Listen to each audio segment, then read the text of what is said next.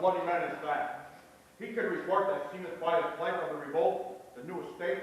This is the sergeant, who like a good and hearty soldier fought against my captivity. Hail, brave friend! Say to the king the knowledge of the broil as thou didst leave it.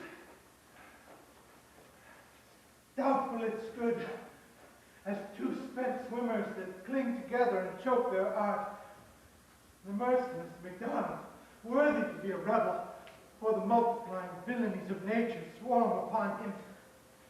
From the western isle the current and gallows asses is supplied, and fortune on his damned quarrel smiling showed like a rebel's whore.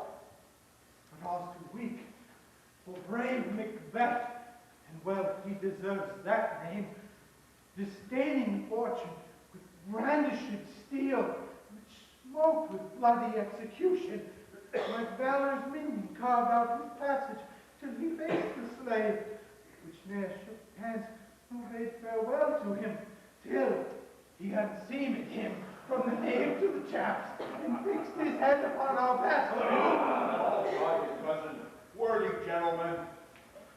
As whence the sun hints his reflection, shipwrecking storms and direful thunders break, and from that spring whence comfort seemed to come, discomfort swells.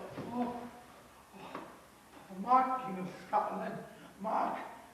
No sooner justice had with valor armed, compelled these skipping currents to trust their heels, but the Norwegian lord, surveying vantage with furbished arms, and new supplies of men began a fresh assault. Dismayed not this our captain's Macbeth thankful. Yes, as sparrows, eagles, or the hair of the lion. If I say sooth, I must report they were as cannons overcharged with double cracks. So they doubly redoubled their strokes upon the foe, except they meant to bathe in reeking wounds or memorize another Golgotha. I cannot tell, but I am faint. My gations, they cry for help. So well thy words become thee, as thy wounds, they smack of honor gold. Go, get him surgeon.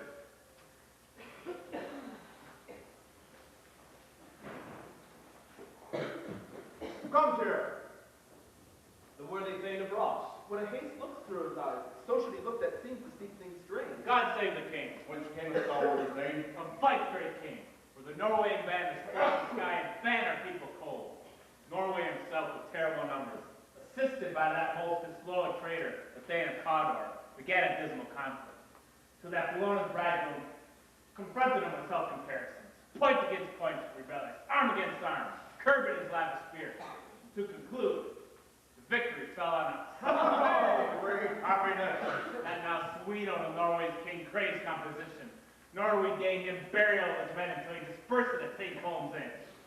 $10,000 to our general use. No more that Thane of Cawdor shall receive our bosom interest. Go, pronounce his present death. With his former title, Great Macbeth. I'll see it done. What he hath lost, noble Macbeth hath won.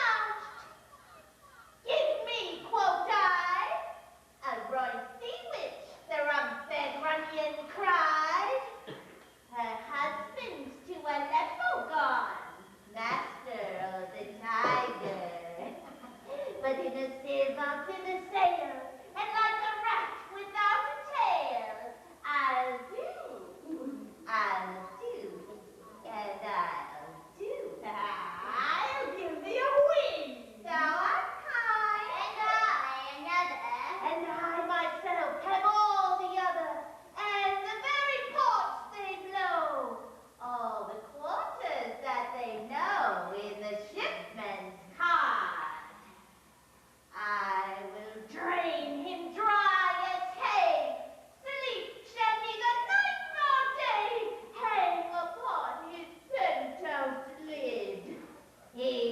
shall be a man forbid. Weary 10 nights, 9 times 9, shall he dwindle, pink and fine. Though his bark cannot be lost, yet it shall be tempest tossed. Look what I have. Show me, show me, show me. Here I have a pilot's thumb. Wrecked as homeward he did come. And run, and run.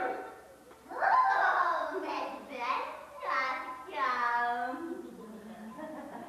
The weird sisters, hand in hand, hostess of the sea and land, thus to go about,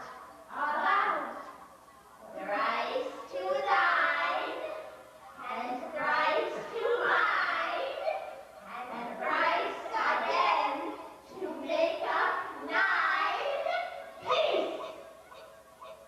The charms wound up.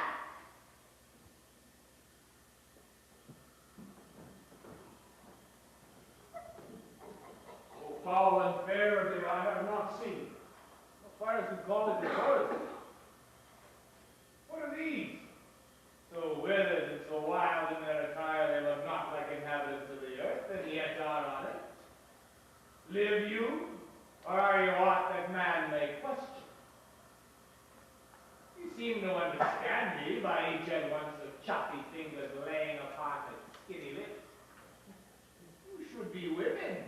If your beard forbid me to interpret that you are so. Speak if you can. What are you? All hail, Macbeth! Hail to thee, thane of Glamis! All hail, Macbeth! Hail to thee, thane of Cawdor! All hail, Macbeth! That shalt be king hereafter! Sir, why do you start and seem to fear things that you sound so fair?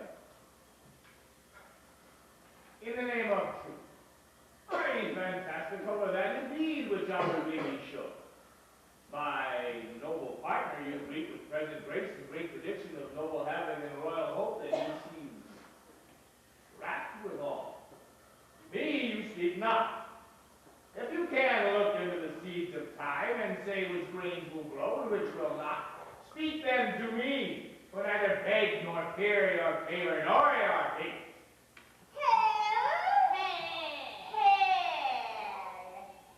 lesser than Macbeth, and greater, not so happy, yet much happier. Thou shalt get king, though thou be none. So what hail, Macbeth, and Banquo, and Macbeth, all hail. Stay, you imperfect speakers. Tell me more. At my father's death I know I'm thing of bronze, but how of Cawdor? The thing of Cawdor lives, a prosperous gentleman. To be king stands not within the prospect of belief, no more than to be Cawdor. Say from whence you owe this strange intelligence. Why upon this blasted heath you stop on the way of trouble and free? Let's go!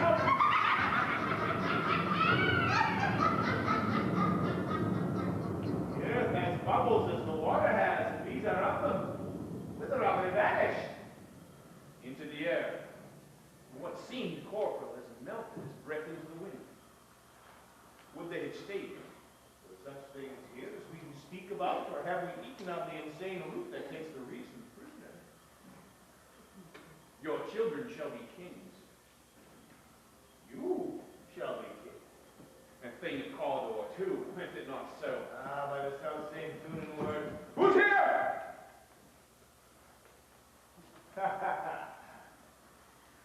The king hath happily received Macbeth. the news of thy success.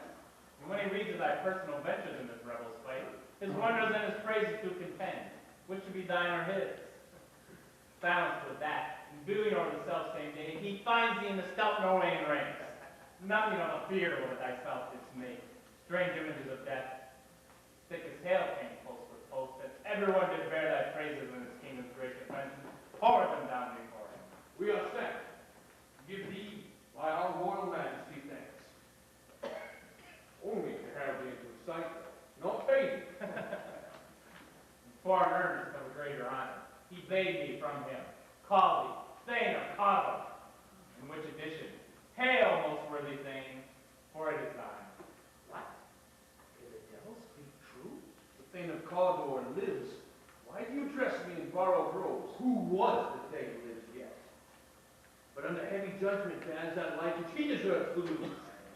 Whether he was combined with those of Norway or did line and rebel with hidden help advantage, or that both he labored in his country's wreck, I know not. But treason's capital confessed and proved. I've overthrown him.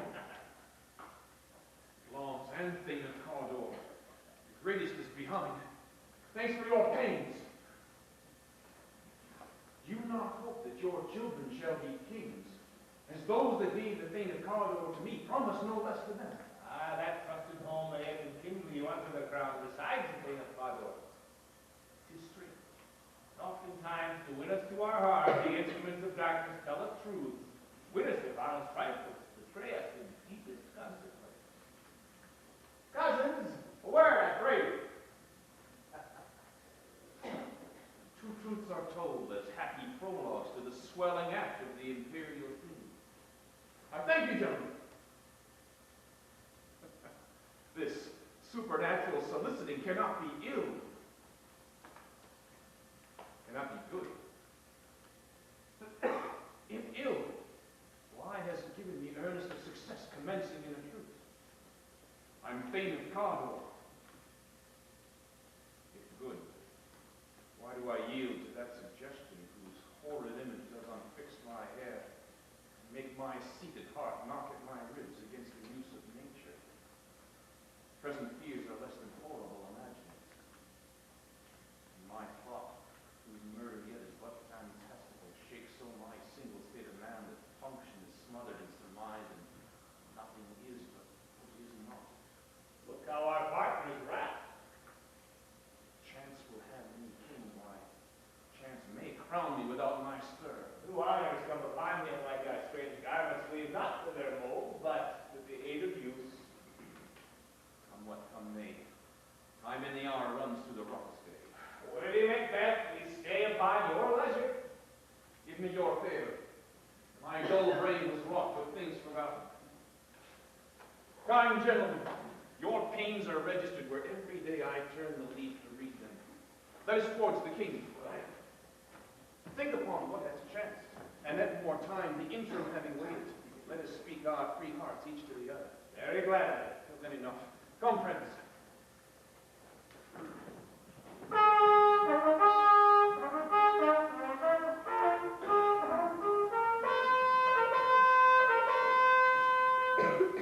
Is execution done on Cawdor?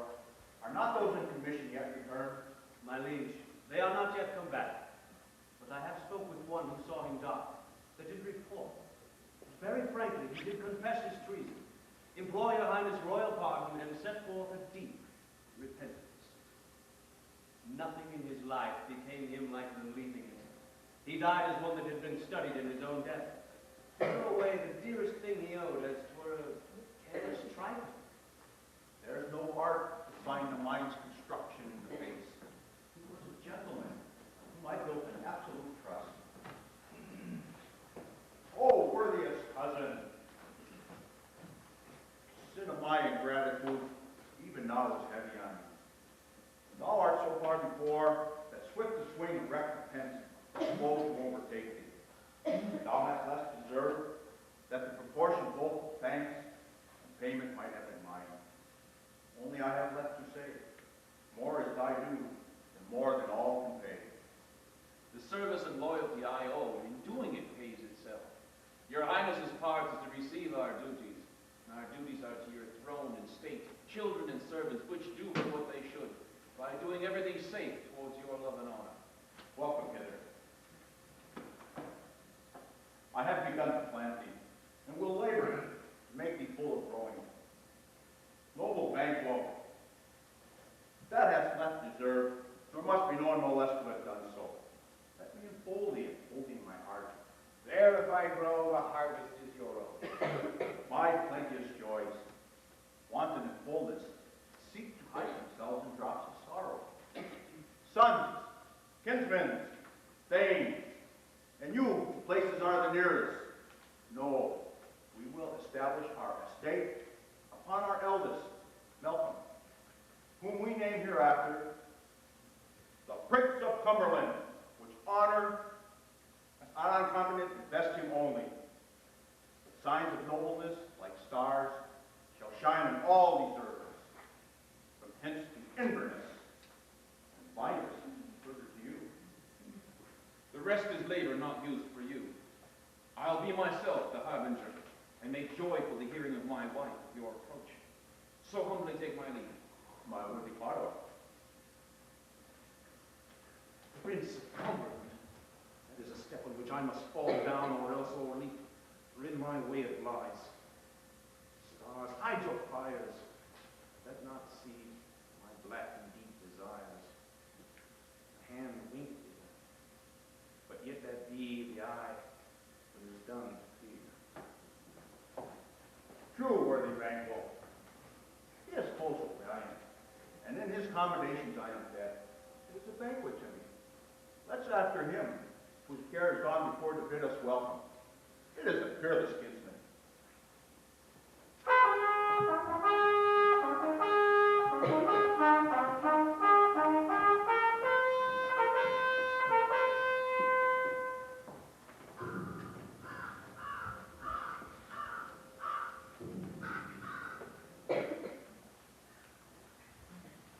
They met me in the day of success, and I have learned by Perpetus' report they have more in them than mortal knowledge. When I burned in desire to question them further, they made themselves air, into which they vanished. Whilst I stood wrapped in the wonder of it, came missives from the king, who all hailed me Thane of Cawdor, by which title before these weird sisters saluted me, and referred me to the coming on of timely, hail, king that shalt be.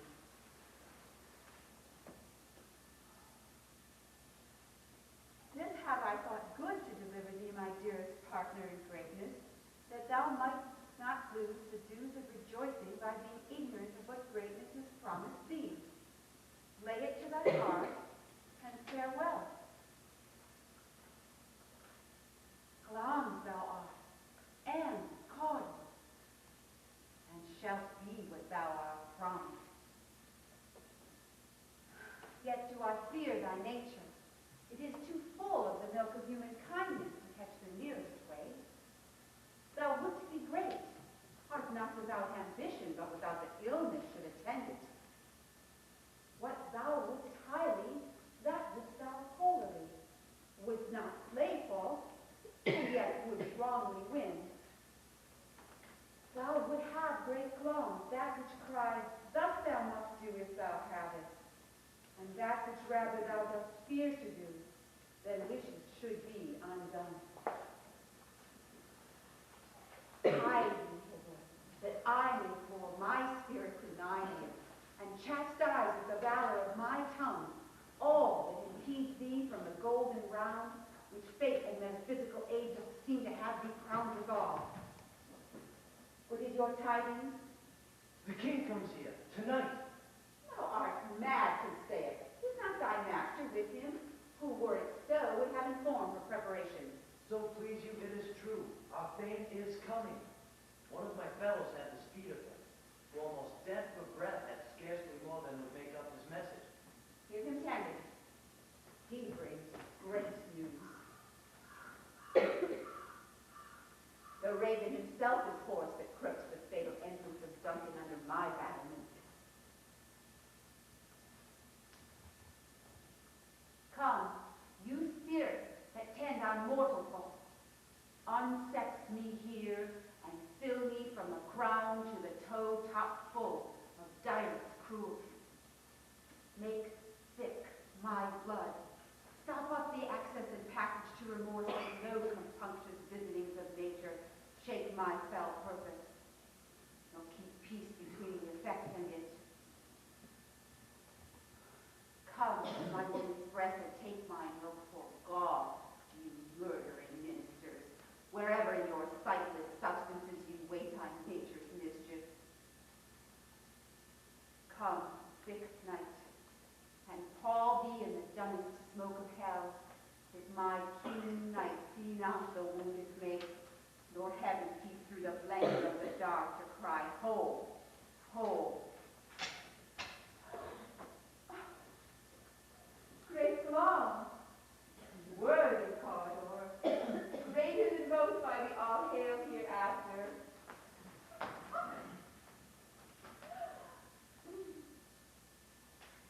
Thy letters have transported me beyond this ignorant present, and I now feel the future in the instant.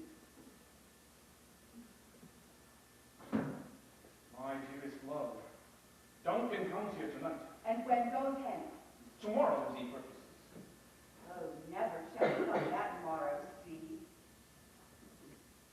Thy face, my fame, is as a book where men may read strange matters, to beguile the time, look like the time. They're welcome in your eye, your hand, your tongue. Looks like the innocent flower, but need a serpent under it. He that's coming must be provided for, and you shall put this night's great business into my dispatch. We shall to all our nights and days to come give solely sovereign sway and mastery. We will speak further. Only look up clear, to all his favor ever is pursued, leave all the rest to me.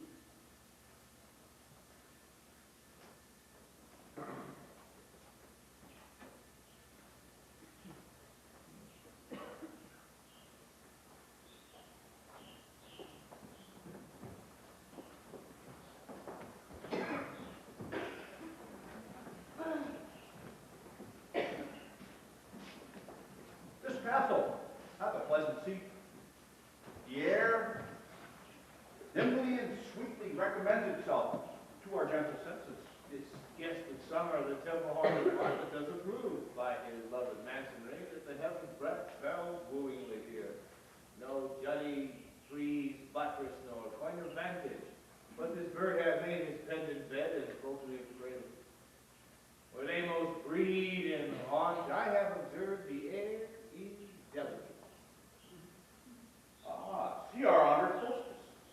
The love that follows us sometimes is our trouble, which still we thank as love. Herein I teach you how you should bid God heal us for your pains, thank us for your trouble. All our service at every point twice done, and then done double, were poor and single busy to contend against those honors deep and broad, wherewith your majesty loads our house. For those of old and the virtues you teach us through them, we rest your hermit. Where's the Thane of Cawdor? We coursed him at the heels, and had in purpose to be his purveyors.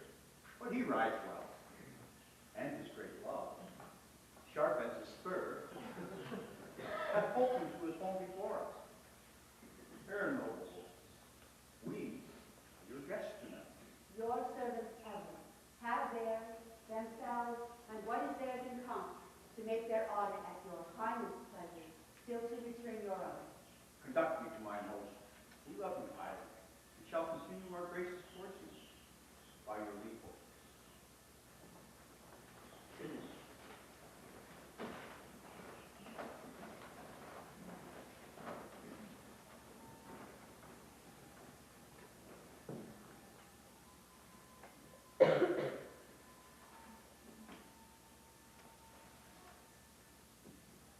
If it were done when 'tis done, and 'twere well it were done quickly. If the assassination could trammel up the consequence and catch with his Circe's successor. be the be-all and end-all here. But here upon this bank and shoal of time, we'll jump the life to come. But in these cases, we still have judgment here. But we but teach bloody instructions, which being taught, return to plague the inventor. This even-handed justice commends the ingredients of our poison chalice to our own lips.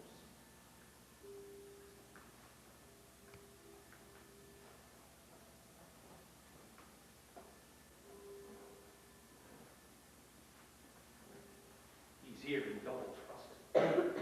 First, as I am his kinsman and his subject, strong both against the deed, and as his host, who should against the murder bar that will not bear the knife myself. Besides, this Duncan has borne his faculties so meek, and so clear of his great office, that his virtues will plead like angels trumpet-tongued against the deep damnation of his taking off.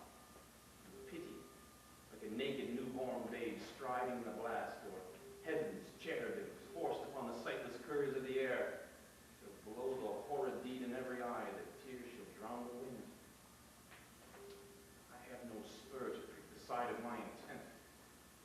Only vaulting ambition which overleaps itself and falls on the other. How now? What news? He has almost stopped. Why have you left the chamber? Has he asked for me? No, you not. He has. We will proceed no further in this business. He has honored me of late, and I've bought golden opinions from all sorts of people, which would now be worn in their newest gloss, not to be cast aside so soon. Was the host drunk wherein you dressed yourself? Hasn't slept since, and wakes it now to look so green and pale at what he speaks so freely? From this time such I have come to thy love. Art thou feared to be the same in thine own act and valor as thou art in desire? Would thou have that which thou esteemest the ornament of life, and of a coward in thine own esteem, letting I dare not wait upon thy wood cat and the adage? Heavy peace! I dare do all that may become a man. Who dares do more is none. What beast was it then that made you break this enterprise to me? When you durst do it, then you were a man. And to be more than what you were, you would be so much more than man. No time, no place has been appearing yet you would make both. They have made themselves, and that their fitness now does unmake you.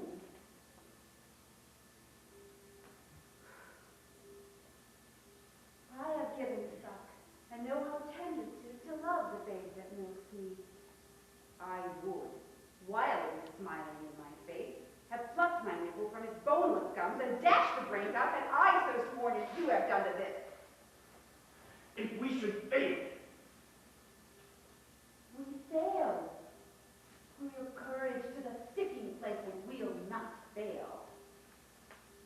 When Duncan is asleep, whereto the rabble this day's hard journey shall soundly invite him. His two chamberlains will I, with wine and wassail, so convince that memory, the warder of the brain, will be a few, and the receipt of reason a limbic only.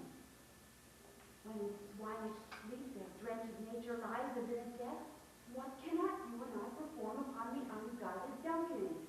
What not put upon his spongy operation shall bear the guilt of our great 12?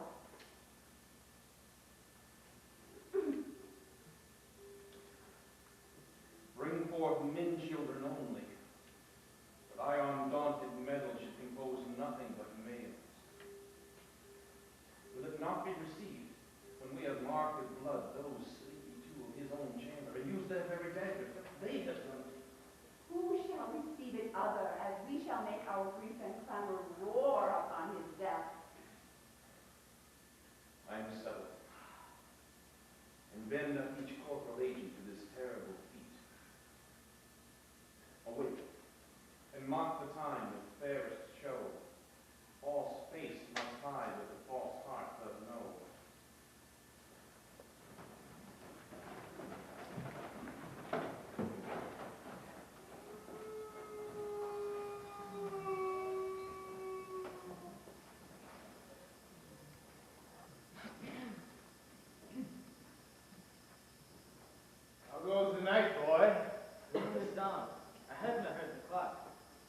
goes down at 12. I think it's as late as that. Hold, take my sword. Husbandry in heaven.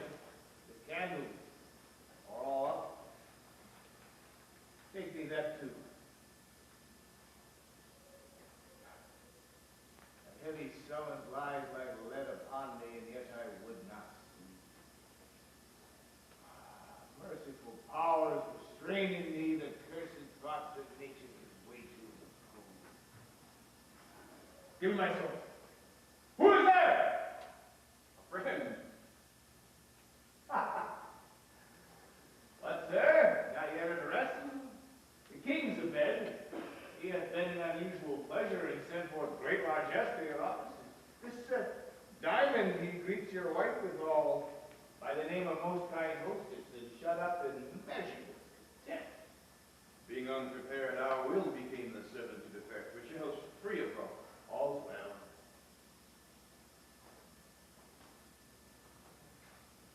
I dreamt last night of the three weird sisters. You that have showed some truth. I think not of them. And yet, if we can entreat an hour to serve, we would spend it in some words upon that business if you will grant the time. At your kind pleasure.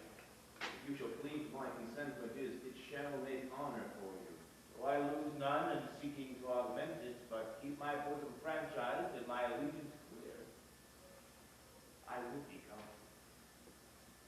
Good proposal, while. Thanks, sir. Right to you.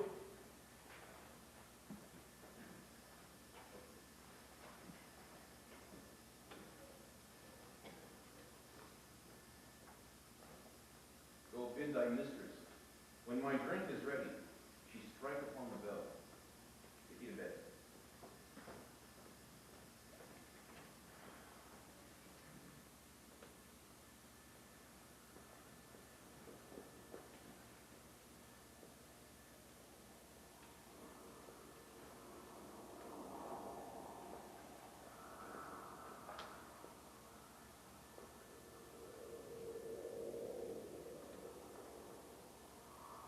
Is this a dagger which I see before me? Its handle towards my hand. Come, let me clutch thee. I have thee not if I see thee still. Art thou not fatal of vision, sensible to feeling as to sight? Or art thou the dagger of the mind, a false creation proceeding from the heat of pressed brain?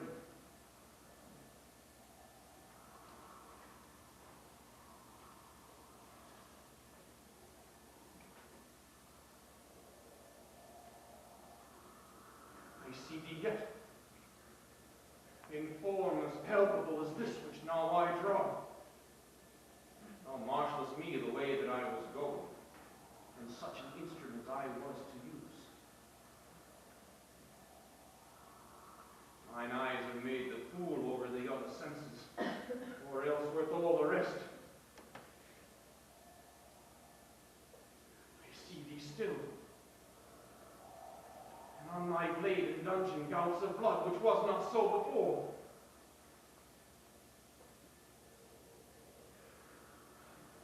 There's no such thing as the bloody business which informs us to mine eyes.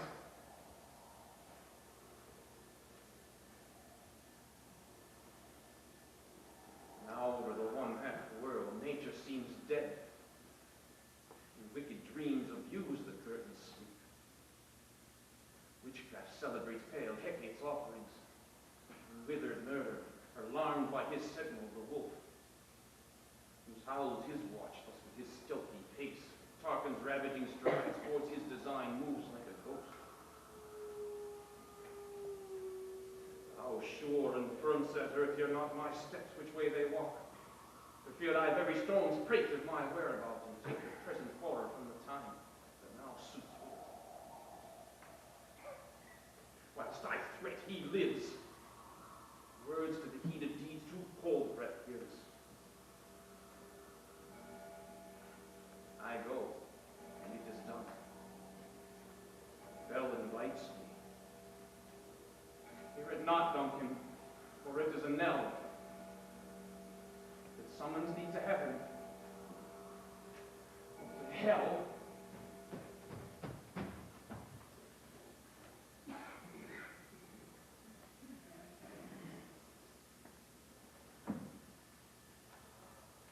That which hath made them drunk hath made me bold. That which hath quenched them hath given me fire. Peace. With the owl shrieked. Fatal bellman that gives the sternest good night. These about, the doors are open and the sleepy grooms do mock their charge with snores. I have drunk their pockets that death and nature do contend about them, whether they live or die. Who's there? What? I'm afraid they've awakened, 'tis not done. The attempt is not the deed confounds us. Hark! I laid their daggers ready, he could not miss them. Had he not resembled my father at his sight, I'd have done it. Oh, my husband. I've done the deed. Didst thou not hear a noise? Oh, I heard the owl scream and the cricket cry. Did not you sleep? When? Now. As I descended. I. Hark! Who lies in the second chamber? Donald Bain. Oh, this is a sorry sight. A foolish thought to say a sorry sight. There's one that laughed in his sleep, and the other cried murder, that they did wake each other. I stood and I heard them. They did say their prayers again and addressed them to sleep. There are two lodged together. One cried, God bless us, and amen. The others, they'd seen me with these hangman's hands. But risking their fear, I would not say amen when they did say, God bless us. Consider it not so deeply. Wherefore could I not pronounce amen? I had most need of blessing. Amen stuck in my throat. These deeds must not be thought after this way, so it will make us mad. Methought I heard a voice cry, sleep no more. Macbeth does murder sleep, the innocent sleep, the sleep that knits up the raveled sleeve of care, the death of each day's life, sore labor's path, the balm of hurt minds, great nature's second course of peace and life. What do you mean? Still it cries, sleep no more, to all the house belongs as murdered sleep, and therefore Cawdor shall sleep no more, Macbeth shall sleep no more. Who was it that thus cried? Why, worthy Fame, you do unbend your noble strength to think so brain sickly of things. Go, get some water and wash this filthy liquor from your hands. Why did you bring these daggers from the place? They must lie there. Go and smear the sleepy grooms with blood. I'll go no more. I'm afraid to think of what I've done. Look on it again, I dare not. Infirm of purpose. Give me the daggers. The sleeping and the dead are but as pictures. Is the eye of child with its feet of hated devil. If he do breathe, I'll gild the faces of the grooms withal, for it must seem their guilt.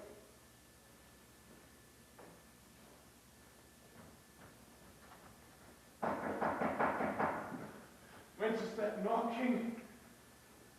How is it with me that every noise appalls me? What hands are these, huh? Pluck out mine eyes.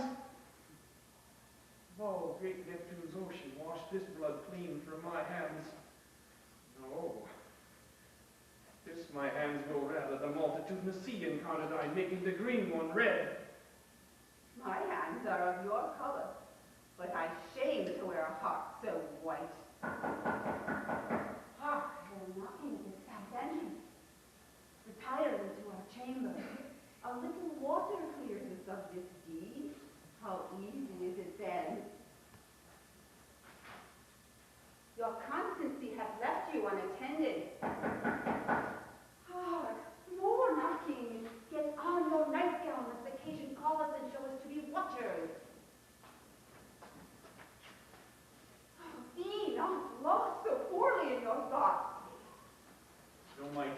not know myself. Wait, Duncan, was I knocking? And with thou couldst.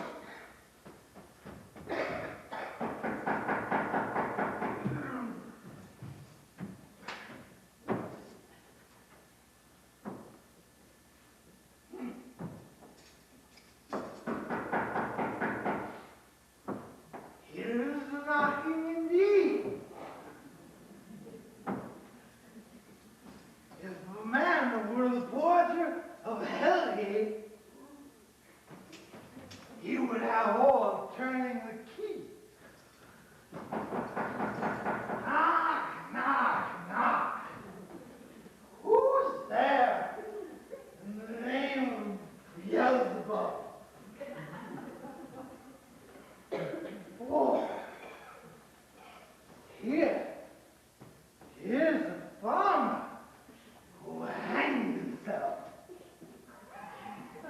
in the expectation of plenty come in time. Have napkins now about you?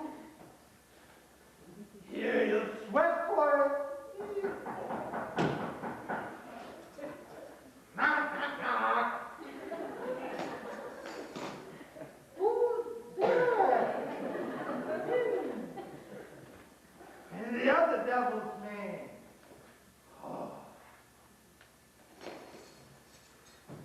Hey, here is an equivocator who could swear in both scales against either scale, who committed treason enough, for God's sake, yet could not equivocate to heaven.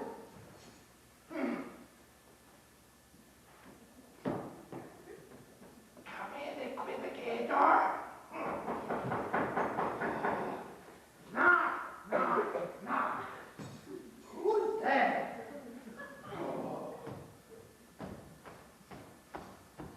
Oh, faith! Oh.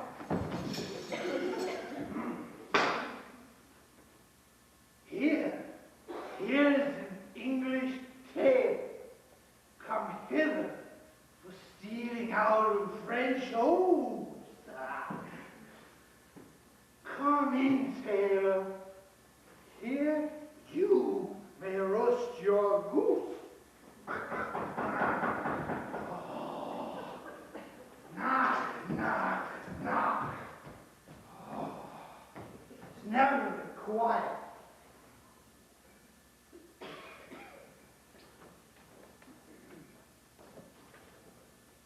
What are you? But this place is too cold for help. I'll devil porter it no further. I had thought to let in some of all professions that follow the primrose way to the everlasting bonfire. Anon, anon.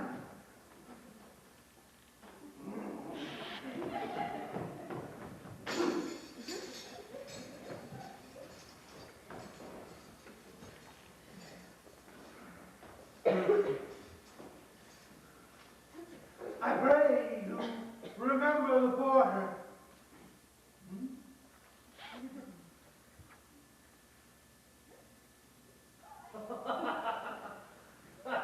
Was it so late, friend, to hear you went to bed that you do lie so late? Mary, sir, we were carousing till the second cup. And drink, sir, is the great provoker of three things. What?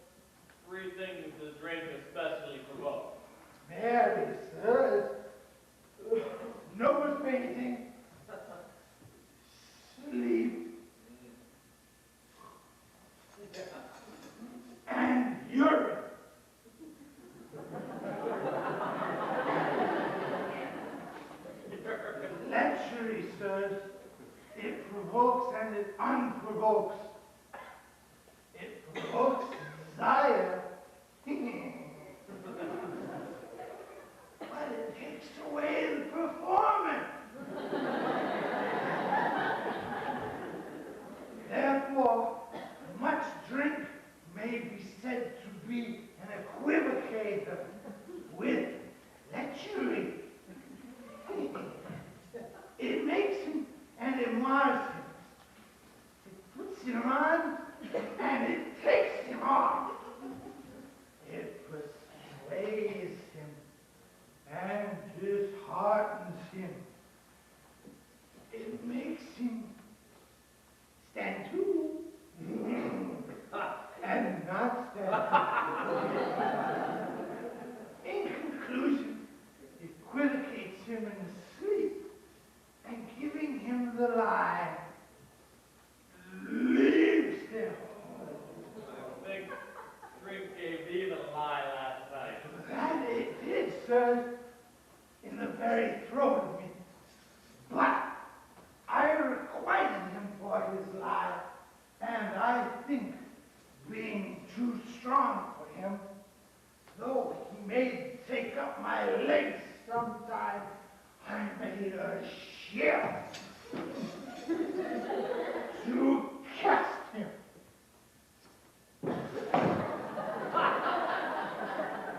It's my master's stirring. Our Nami has awaked him. Here he comes. Good morrow, noble sir.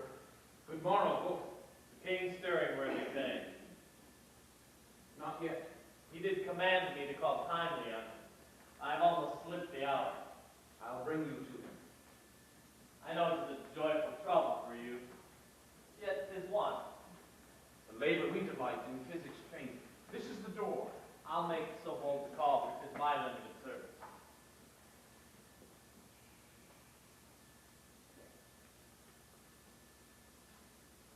Goes the king hence today? He does. He did appoint so. The night has been unruly. Where we lay, our chimneys were blown down. And as they say, lamentings heard in the air. Strange screams of death. And prophesying with axes terrible of dire combustion and confused events, no hatch to the woeful time. The obscure bird clamored the livelong night. Some say the earth was feverous and did shake. Was a rough night. My young remembrance cannot parallel a fellow to it. Oh, horror! Horror! Horror! Tongue nor heart cannot conceive nor name me. What's the matter? Confusion hath made his masterpiece. Most sacrilegious murder that broke off the Lord's anointed temple and stole the life of the building. What's that you say, the light? Me knew his majesty. Approach the chamber and destroy your sight to the new Gorgon. Do not bid me speak. See and speak yourselves. Awake! Awake! Ring the alarm bell! Halcyon, Donalbain! Banquo! Awake! Murder. Treason. Shake off this downy sleep, death counterfeit. Look upon death itself. Oh, often see this great doom's image. Malcolm, Donalbain! From your grave, rise like sprites to countenance this order. Ring the bell! What the business that such a hideous trumpet calls to parley the sleepers of the house? Speak. Speak! Gentle lady, not for you to hear what I can speak. Repetition in a woman's ear with murder fell. Banquo, royal master murdered. What in our home? Too cruel anywhere. Get up, I prithee. How to make thyself and say it is not true. If I had died an hour before this chance, I had lived a blessed time. For from this instant, there's nothing serious in mortality. always victorious. Renown and grace is dead, the wine of life is drawn. The mere lees left this vault to brag on. What is amiss? You are, and do not know it. The spring, the head, the fountain of your blood is stopped. The very source of it is stopped. Your royal father murdered. By whom? Those of his chambers, as it seemed, had done it. Their hands and their faces were all badged with blood. So were their daggers, which unwiped we found upon their pillows. They stared and were distracted. No man's life was to be trusted with them. Oh, yet I do repent me of my fury that I be children. Wherefore did you so? You can be wise and amazed, temperate and furious, loyal and neutral in a moment. No man. The expedition of my violent love outrun the cause or reason. Here lay Duncan, his silver skin laced with his golden blood. His gashed stabs looked like a breach in nature for ruin's wasteful entrance. And there the murderers, steeped in the color of their trade, their daggers unmannerly breached with gore. Who could refrain that had a heart to love, and in that heart courage to make love known? Help me, Henko! Look to the lady. Why do we hold our tongues? Let most may claim this argument for ours. What should be spoken here where our fate, hidden and honorable, may rush and seize us? Let's away. Our tears are not yet brewed. Nor our strong sorrow upon the foot of motion. When we have our naked frailties hid that suffer and exposure, let us meet and question this most bloody piece of work to know it further. Fear and scruple shake us. In the great hand of God I stand. Hence against the end of our pretense I fight the treasonous malice. So do I. So! Yes. Let's briefly put on manly readiness and meet in the hall together. Aye.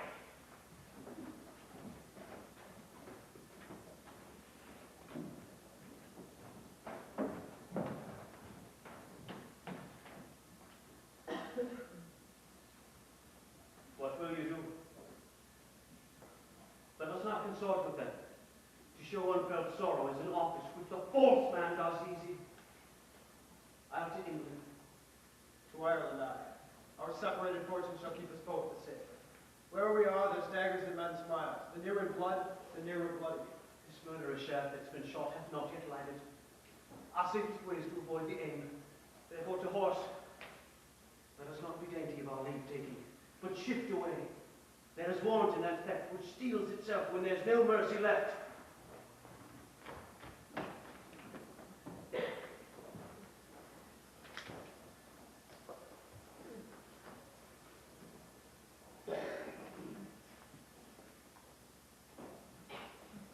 How goes the world, sir, now? Why, see you not?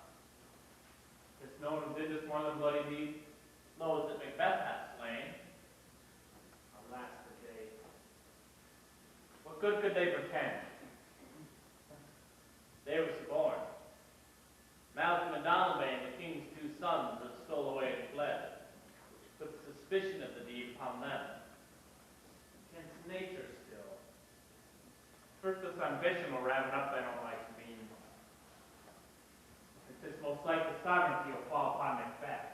It's already been named and gone to Scone to be invested. Where is Duncan's body? Carried to Combe Kill, sacred storehouse of his predecessors and guardian of their bones. Were you to Scone? No, cousin Alpha fight. Woe, thither. May you see things well done there. Adieu, lest our old road sit easier than the new. Farewell.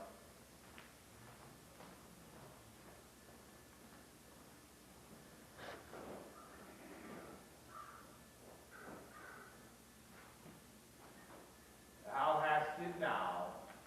King, Cador, Gal, all as the weird women promised.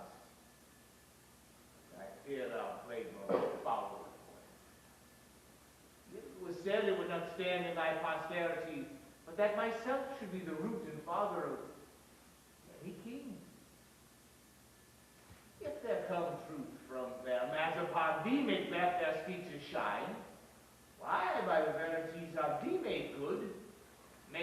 not be my oracles as well, and set me up in hope.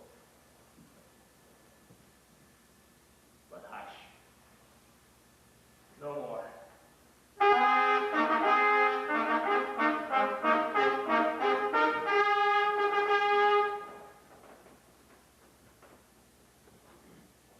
Here's our chief guest. If he had been forgotten, had been as a gap in our great feast, and all things unbecoming. Tonight we hold a solemn supper, sir, and I'll request your presence. But your majesty commanded upon me to do which my duties are by the most indissoluble tie forever knit. Ride you this afternoon. Aye, my good lord. We should have else desired your good advice, which still had been both grave and prosperous in this day's council, but we'll take it tomorrow. Is far you ride? As far, my lord, as takes up the time twixt this and supper. Though not my horse the better, I must be the borrower of the night for a dark hour or twain. Fail not our feast. My lord, I will not. We here, our bloody cousins, are bestowed in England and in Ireland, not confessing their cruel parricide, filling their hearers with strange invention. But that tomorrow, and therewithal we will have cause of state craving us jointly. Tie you to your horse adieu, till you return at night. Goes Cleance with you. Aye, my lord. Oh, time does come upon us. I wish your horses sure of foot, and so I do commend you to their backs. Farewell. Let every man be the master of his time till 7 at night. To make society the sweeter welcome, we will keep ourselves till supper time alone. While then, God be with you.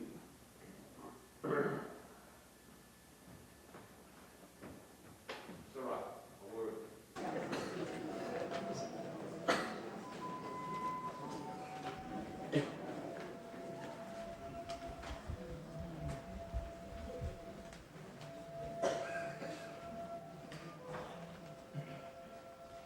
You each know your own degree. Sit down. At first and last, the hearty welcome. Thanks to your majesty. Ourselves will mingle with society and play the humble host. Our hostess keeps her state, but in best time we will require her welcome. Pronounce it for me, sir, to all our friends. When my heart speaks, they are welcome. You see, they encounter thee with their heart's thanks. Both sides are even, here all sit in the midst. Be large in mirth, anon we'll drink a measure, the table round. Blood on my face. Banquet, then. Better thee without than he within. Is he dispatched? My lord, his throat is cut. That I did for him. Thou art the best of the cutthroats. Yet he's good that did the like to the Cleance. If thou didst it, thou wert anon forever. Most royal sir. Cleance is great. Comes my fit again. I had else been perfect, whole as a marble, founded as the rock, sprawled in general as the casing air, but now I'm cabin, crib, confined and bound into saucy doubts and fears. But thankful safe. I, my good lord, safe in the ditch he bides, which when he treads gashes in his head, least the death in nature. Thanks for that. There the grown serpent lies. The worm that's fled has nature, that in time venom breathes, no teeth for the present. Get thee gone. Tomorrow we will gear ourselves again. My royal lord, do not give the cheer. The feast is sold that is not often vouched, while 'tis making 'tis given with welcome. To feed were best at home, from thence the sauce to meat is ceremony. Meeting were bare without it. Sweet remembrance, sir. Now good digestion wait on appetite, and health on both. May it please your highness, sit. Here when we our country's honor roofed, with the graced person of our banquo present, whom I rather challenge for unkindness than pity for mischance. His absence, sir, laid blame upon his promise. It pleased your highness to grace us with your company. Well, the table's full. Here's a place reserved, sir. Where? Here, my good lord.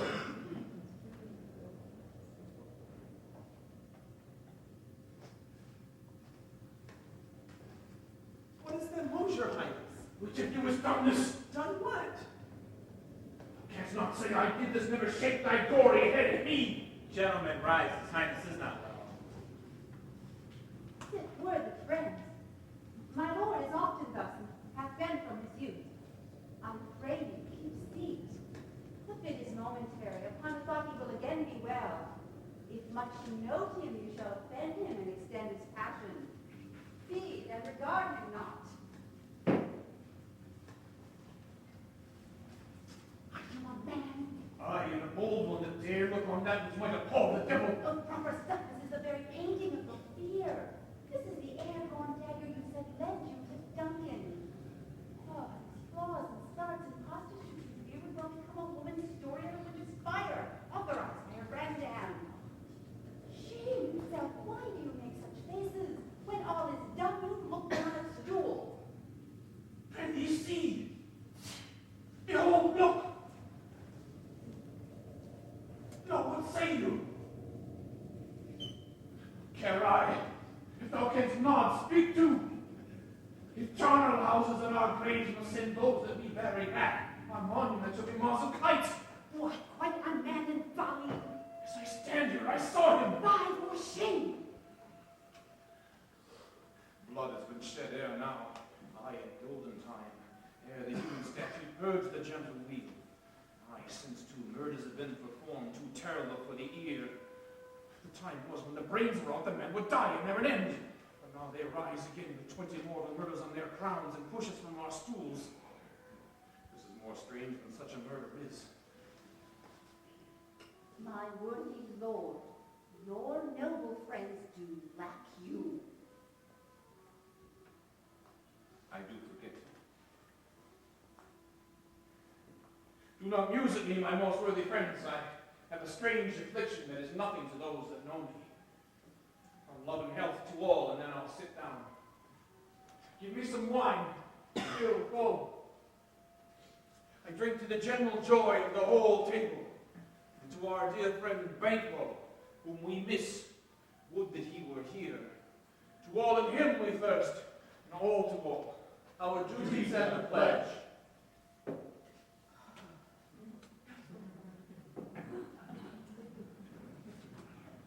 Avaunt and quit my sight! But dear hide thee! Bones are marrowless, thy blood is cold. Thou hast no speculation in those eyes that thou dost glare with. Think of this with peers, but as a thing of custom, it is no other, only it spoils the pleasure of the time. What man dare I dare? Approach thou like the rugged Russian bear, the armed rhinoceros, the Hyrcan tiger, take any shape of that, and my firm nerve will never tremble. Would be alive again, and then to the desert with thy sword. If trembling then, I had it protest me the baby of a girl. Henceforth overshadow the breed mockery.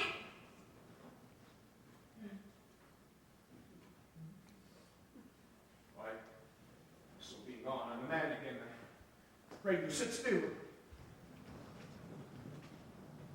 You have displaced the mirth, broke the good meeting with most admired disorder. Such things be, and overcome us like a summer's cloud without our special wonder. You make me strange even to the disposition I owe. How I think you can behold such sights. Keep the natural ruby of your cheeks when mine are blanched with fear. What sights, my lord? I pray you, speak not. He grows worse and worse. Question enrages him. At once, good night. Stand not upon the order of your going, but go at once. Good night, and better help attend his majesty. Kind good night to all.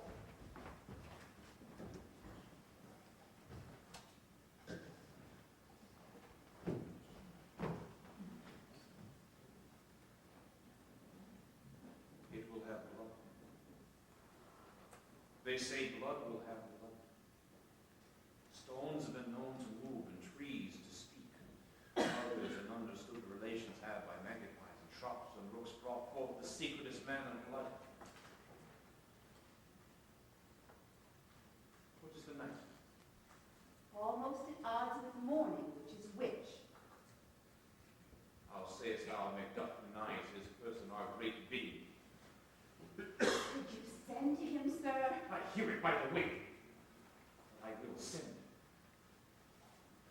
not one of them, but in whose house I keep a certain thief.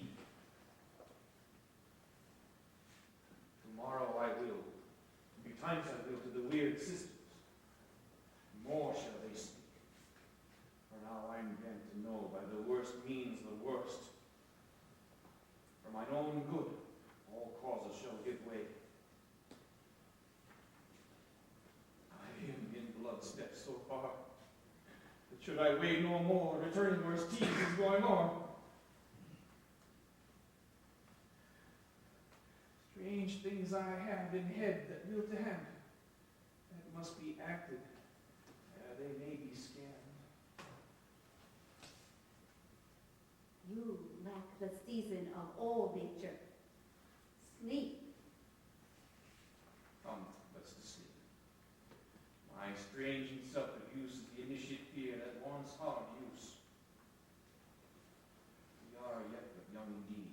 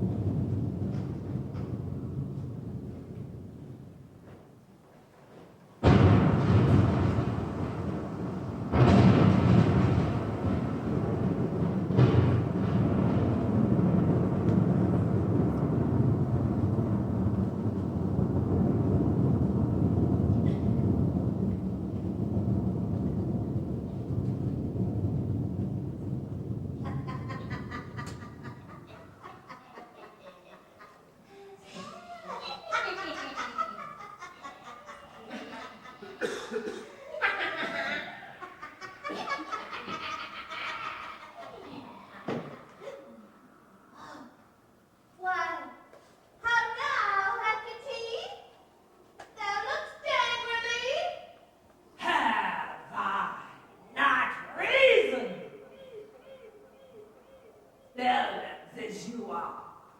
How did you dare to trade and traffic with Macbeth in riddance and affairs of death? And I, the mistress of your charms, the close contriver of all harms, was never called to bear my part or show the glories of our art. Which is worse. All that you have done has been but for a wayward son, spiteful and wrathful, who, as others do, loves for his own ends, not for you.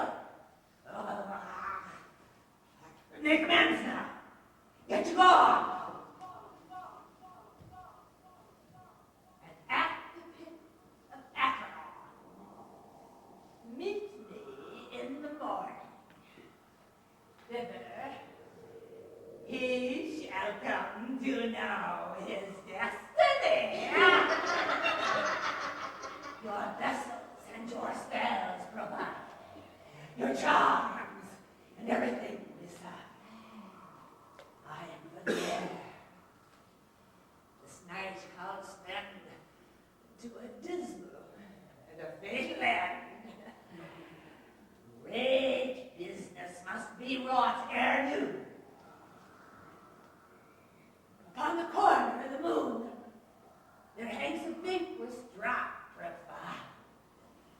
I'll catch it and up to ground, and that, instilled by magic sleights, shall raise such artificial sprites as by the strength of their illusion shall draw him on to his confusion. He shall spurn fate, scorn death, and bear his hopes for wisdom, grace, and wit. And you all know, security is mortal's chiefest enemy.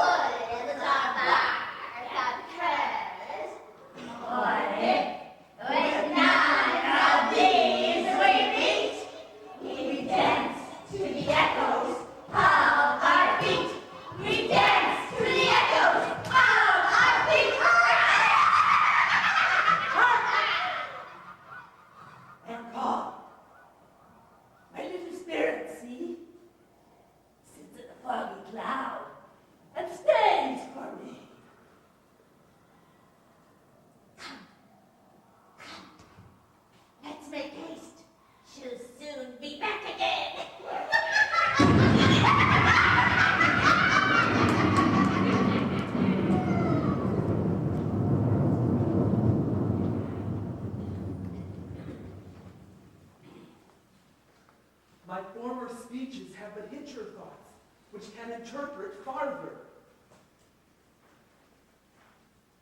Only I say, things have been strangely born. The gracious Duncan was pitied of Macbeth. Marry, he was dead, and the right valiant Banquo walked too late. Whom you may say, if it please you, Cleon's killed, for Cleon's fled. Men must not walk too late. Who cannot well have thought how monstrous it was for Malcolm and for Donalbain to kill their gracious father? Damned fact, how it did grieve Macbeth. Did it not straight in pious rage the two delinquents tear that were the slaves of drink and thralls of sleep? Was that not nobly done? Aye, and wisely too, for 'twould have angered any heart alive to hear the men deny it.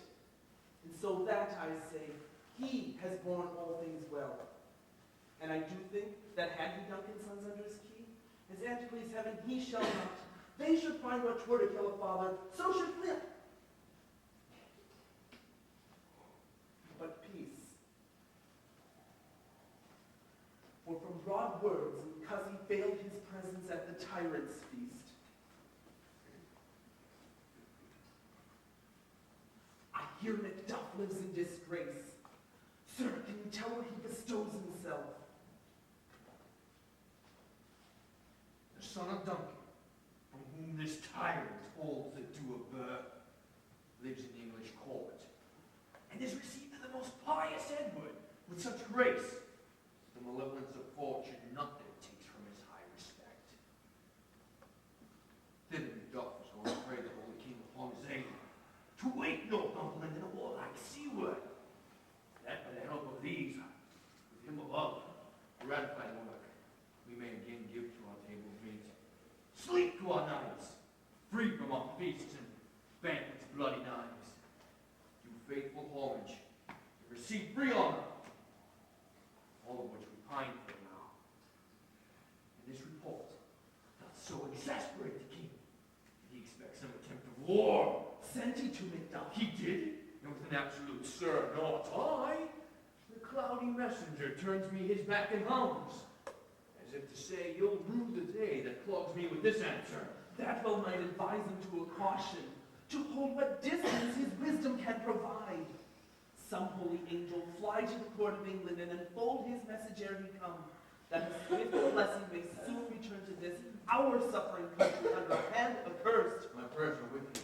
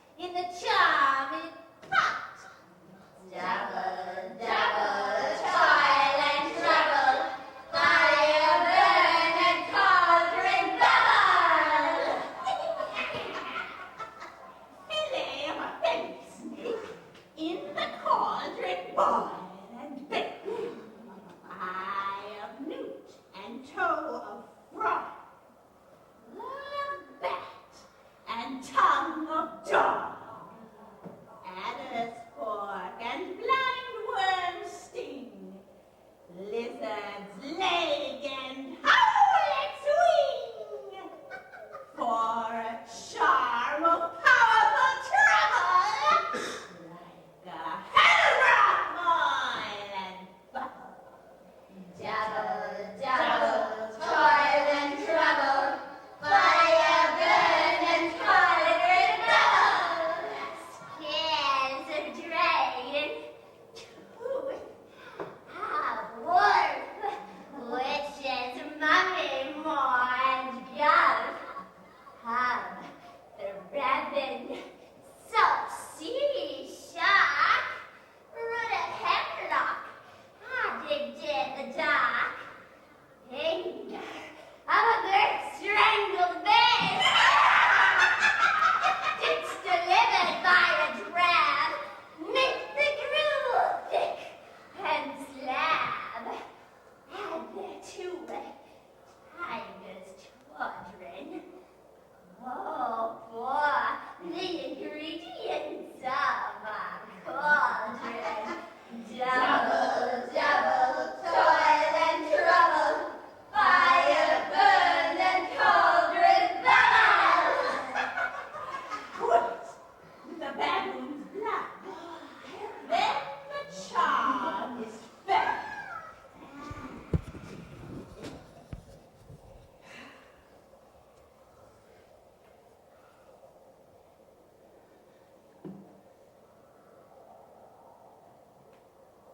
Ah, well done.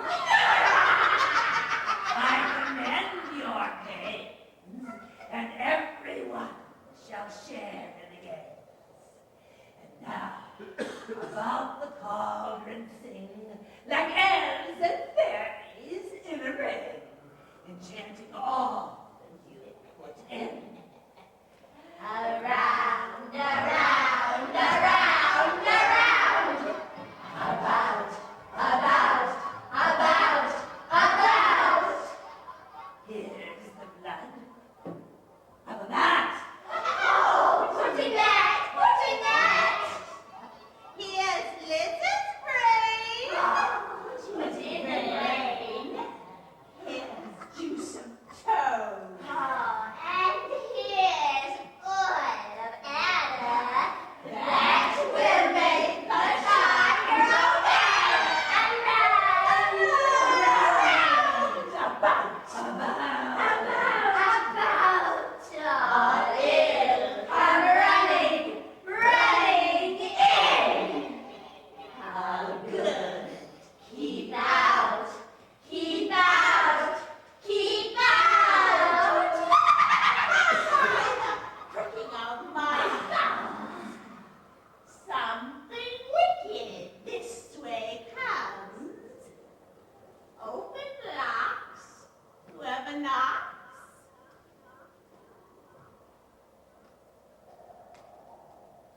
Oh, now, you secret black and midnight hags, what is it you do?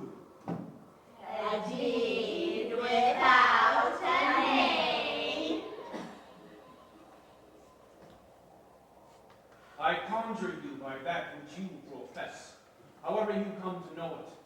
Answer me, though you untie the winds and let them fight against the churches, though yesty waves confound and swallow navigation up, though bladed corn be lodged and trees blown down, though castles topple on their warders' heads, though palaces and pyramids slope their heads to their foundations, though the treasure of nature's Germans tumble all together, even till destruction sicken, answer me to what I ask you.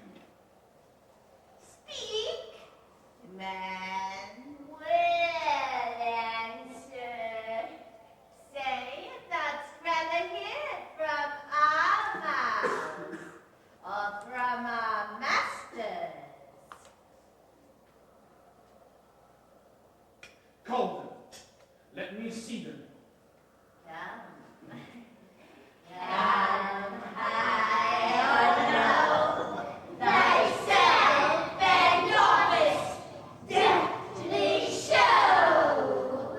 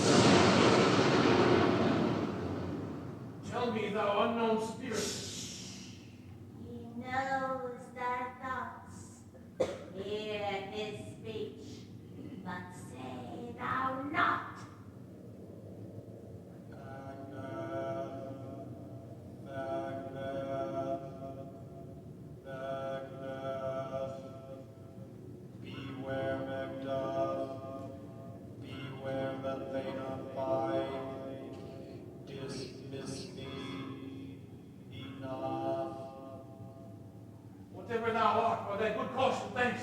Now, as heart mind, we were right. But one word more. He will not be commanded. But here's another, more potent than the first.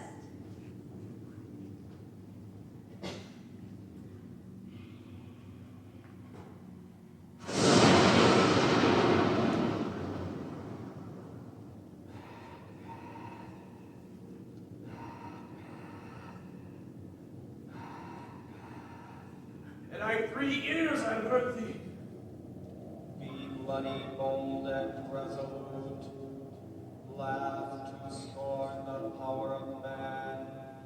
For none of woman born shall harm Macbeth. Then live, Macbeth. What need I fear of thee? But yet I'll make assurance double sure. Make a bond to fate. Thou shalt not live. That I may sleep, in spite of thunder.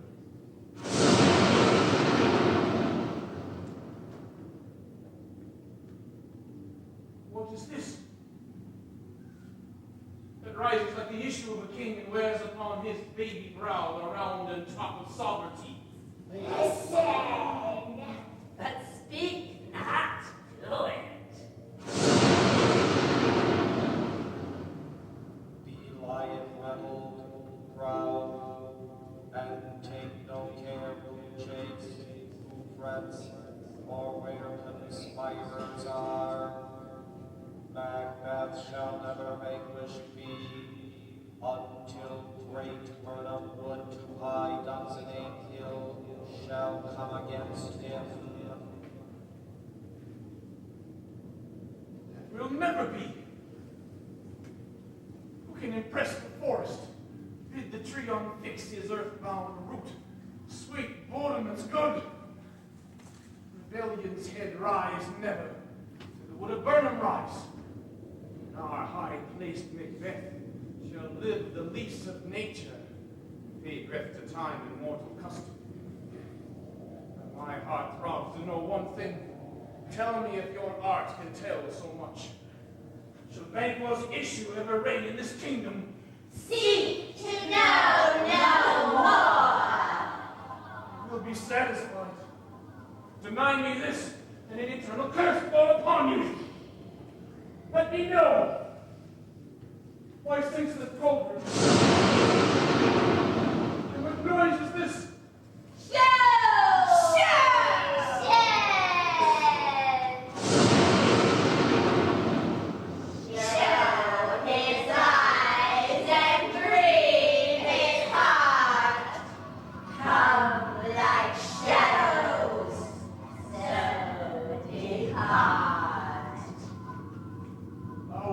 Like the spirits of Banquo.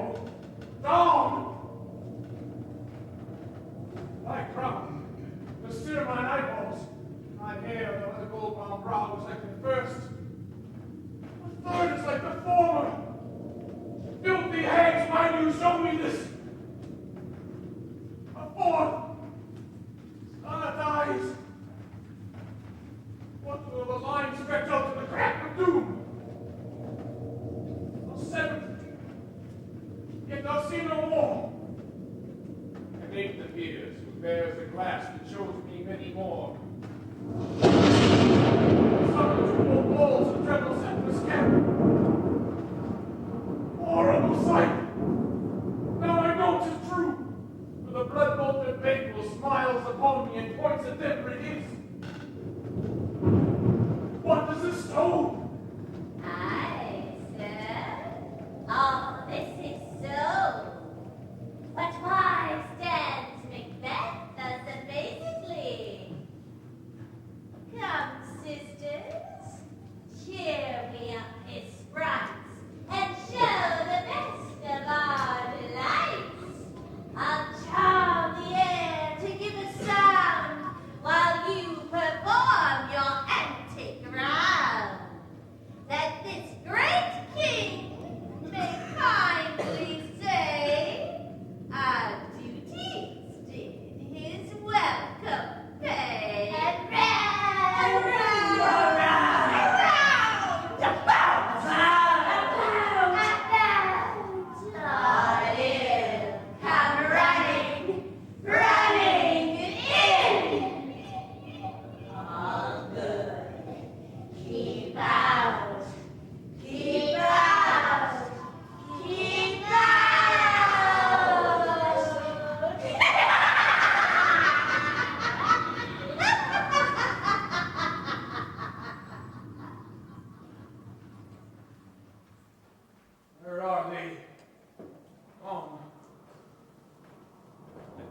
vicious hour stand I accursed in the Calendar.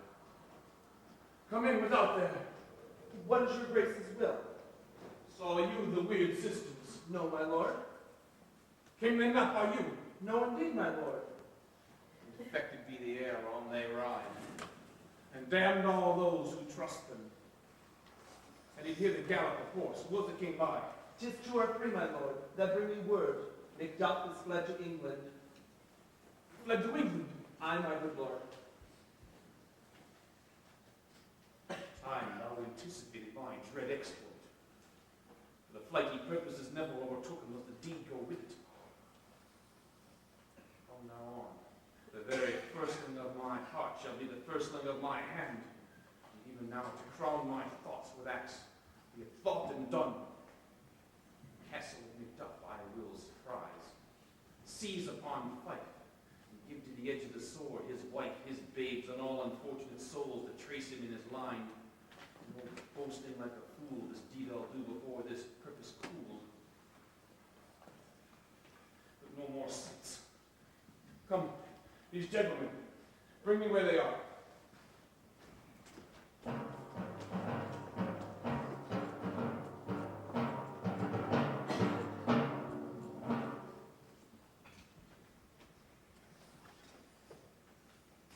What had he done to make him fly the land?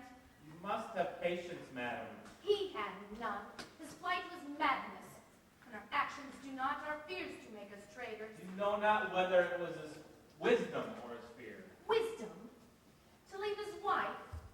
To leave his babes, his mansion, and the titles in a place from whence he does fly? Loves us not. Wants the natural touch. For the poor wren, the most diminutive of birds, will fight her young in her nest against the owl. Oh, as the fear nothing is the love.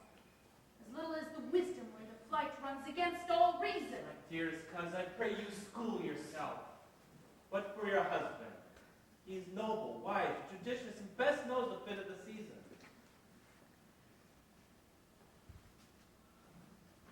I dare not speak much further, but cruel are the times when we are traitors, and do not know ourselves, but hold rumor from what we fear, yet know not what we fear. But float upon a wild and violent sea each way and move. So take my leave of you. Shall not be long, but I'll be here again. Things at the worst will cease, or else climb upward.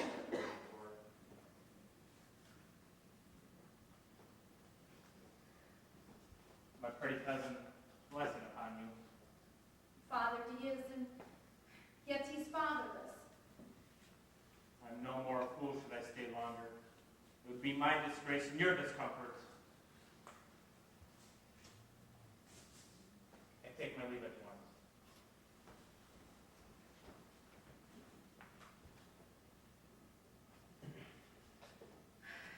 Sirrah, your father's dead. What will you do? How will you live? As birds, mother. What, with worms and flies? But what a get at it, and so did they.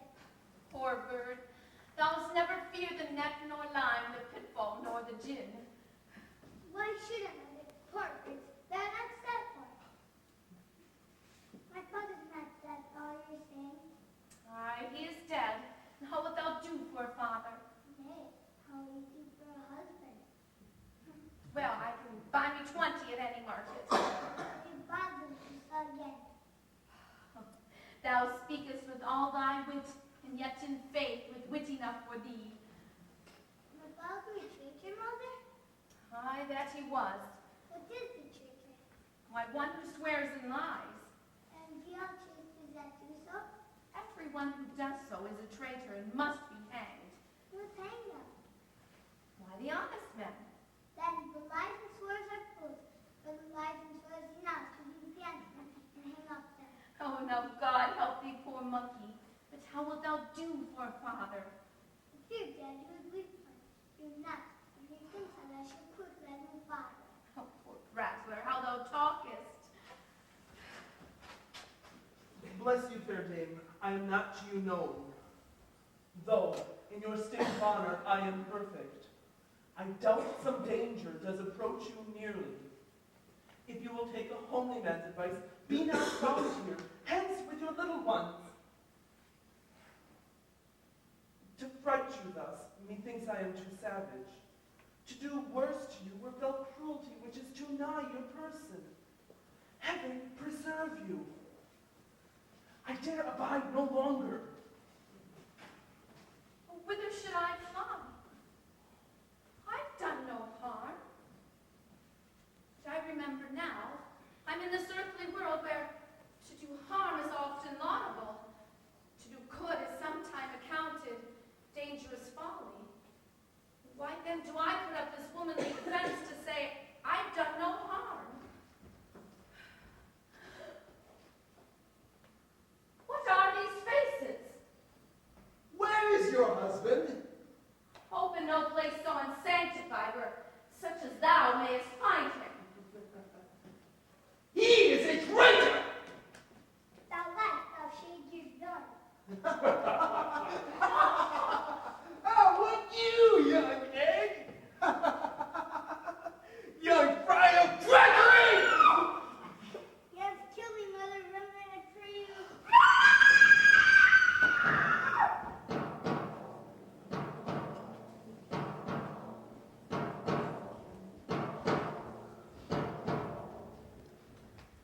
Let us seek out some desolate shade, and there weep our sad bosoms empty. Let us rather hold fast the mortal sword, and like good men bestride our downfall of birth. Each new day, new widows howl, new orphans cry, new sorrows strike heaven in the face that it resounds as if it felt with Scotland, cried out like syllable of dog. What I believe, I'll wail. What no believe. And what I can redress, as I shall find the time to friend, I will. What you have spoken may be true, perchance. This tyrant whose sole name blisters our tongues was once thought honest.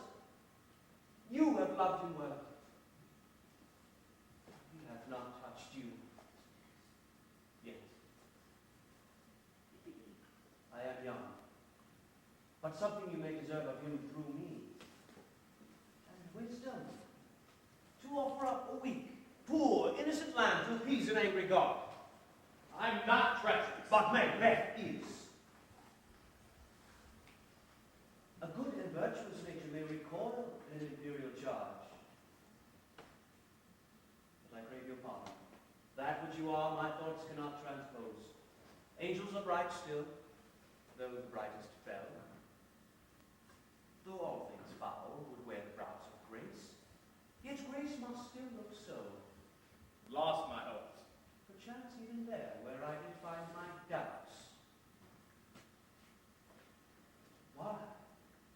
In that wrongs left you wife and child. Those precious motives, the strong knots of love without leave taking. I pray you, let not my jealousies be your dishonors, but mine own safeties.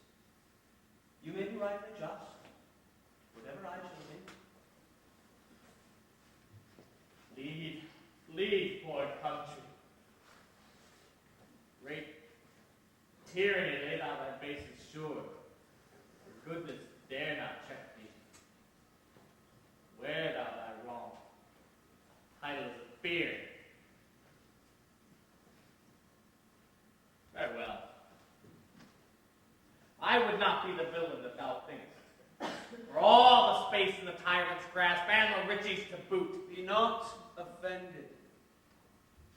I speak not as an absolute fear of you.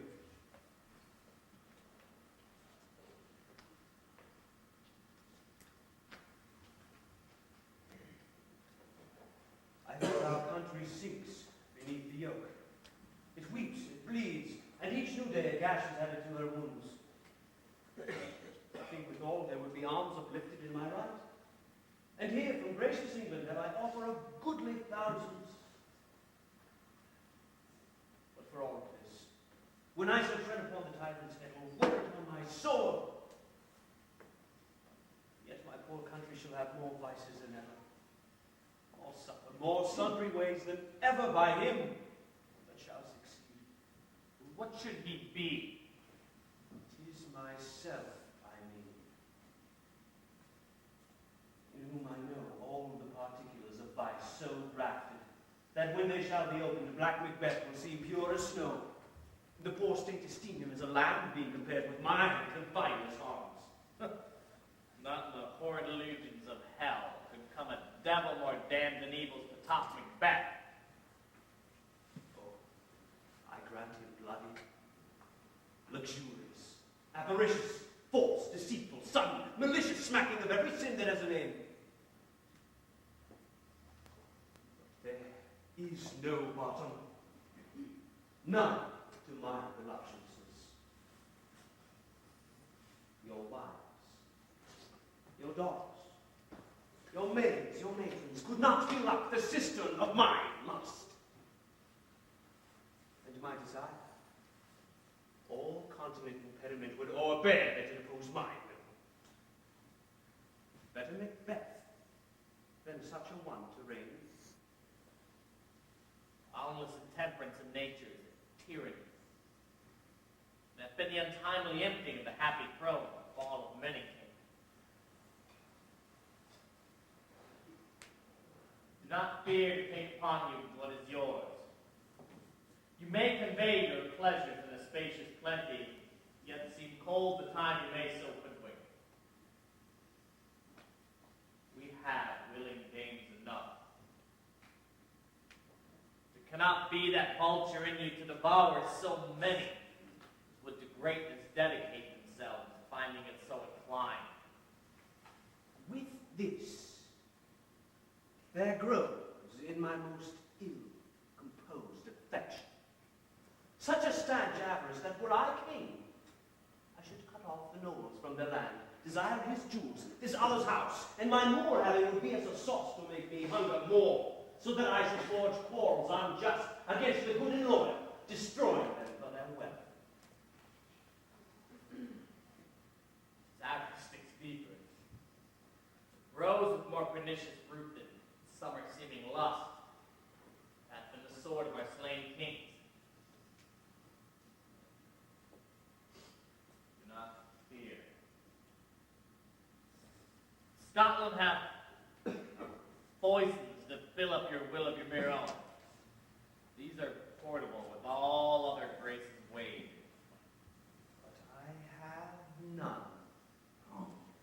The king becoming graces, justice, charity, temperance, stableness, bounty, perseverance, mercy, lowliness, devotion, patience, courage, fortitude. I have no relish of them, but to abound in the very division of each several crime, acting in many ways.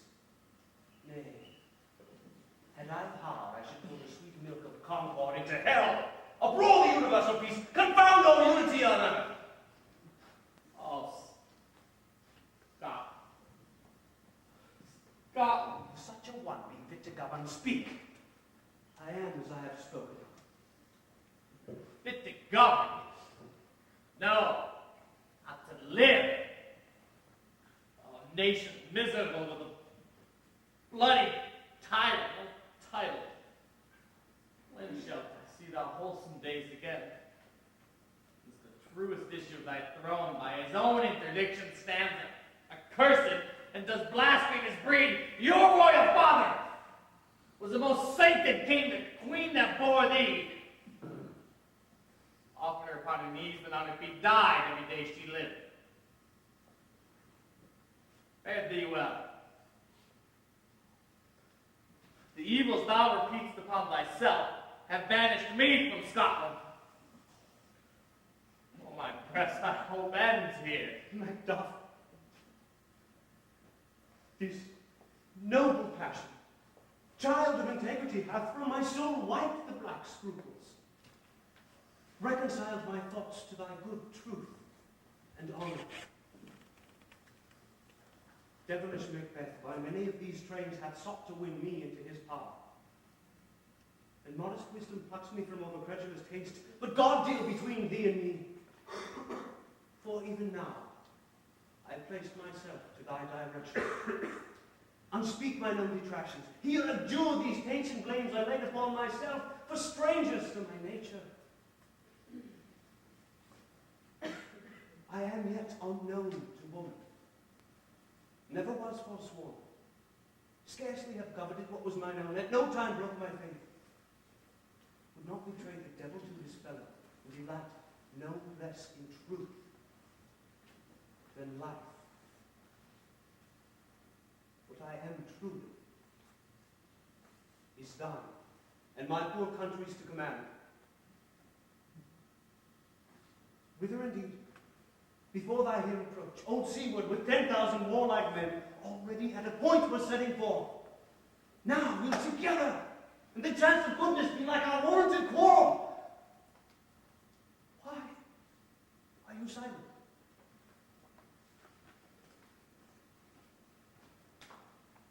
Such welcome and unwelcome things at once, 'tis hard to reconcile. Well, more anon. The king comes forth today.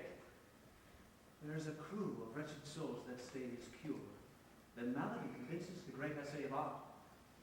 But at his touch, such sanctity hath heaven given in his hand, they presently amend. What's their disease? It is called the evil. A most miraculous work in this good king, which often since my here remain in England have I seen him do. How he solicits heaven, himself best knows.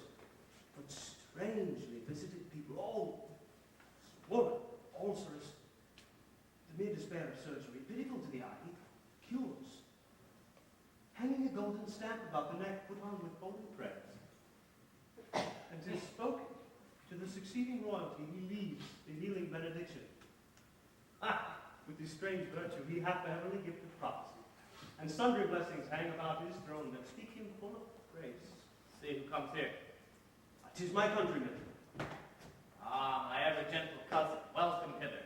Good God, be times removed the means that make us strangers. Sir, amen. Stay in Scotland where it did. Oh, alas, poor country, almost afraid to know itself. Cannot be called our mother, but our grave. Where nothing, who knows nothing, was once seen to smile. Sighs and groans and shrieks that rend the air are made, not marked. Where violent sorrow seems a modern ecstasy. Dead men's knells they're scarce faster who in good men's lives expired before the flowers in their caps, dying ere they sicken. No relation, too nice, yet true. What is the newest grief? That of an hour's age, doctors speak. Each minute seems a new one. How does my wife? Why, well. And all my children? Well, too. The tyrant is not battered in their peace? No, they were well at peace when I did leave them. Be not a negative of your speech. Tell me how it goes. When I came hither to transport these tidings, which I have heavily borne, there ran a rumor of many worthy fellows that were out, which was to my belief witnessed rather that I saw the tyrant's power afoot. Now's the time of help. Your eye in Scotland would create soldiers, make a woman fight, and doff their dire distresses. Be it their comfort. We are coming thither. Gracious England hath lent us old Seaward and 10,000 men. An older and better soldier, none that Christendom gives out. Would I could answer this comfort with the like.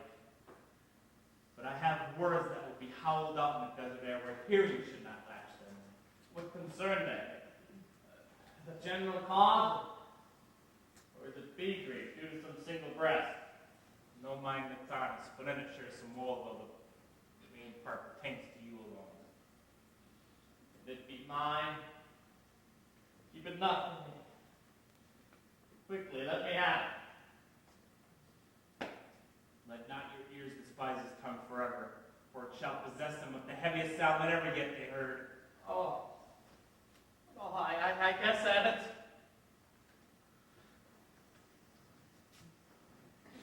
Your castle is surprised. Your wife and babe savagely slaughtered. Oh, your late the manor. Why not quarry you leave murdered dear to add the death of you? Merciful heaven. Oh, what man? Never pull your hat upon your brow. Give sorrow words. The grief that goes unspoken, whispers the all-wrought heart and bids it break. All my children, too. Wife, children, servants, all that can be found. Oh, and I must be from thence. My wife killed, too. I said. Be comforted. Let us make medicines of our great revenge to cure this deadly grief. He has no children. Oh, my pretty ones. Oh, how tired. Oh, my pretty chickens and madame in one fell swoop. Dispute it like a man. I will do so. But I must also feel it as a man. Cannot but remember such things were that were most precious to me. Did heaven look on and not take their part? Sinful Macbeth, they were struck by thee, and not that I am not for their own demands, but mine. They'll slaughter on their souls.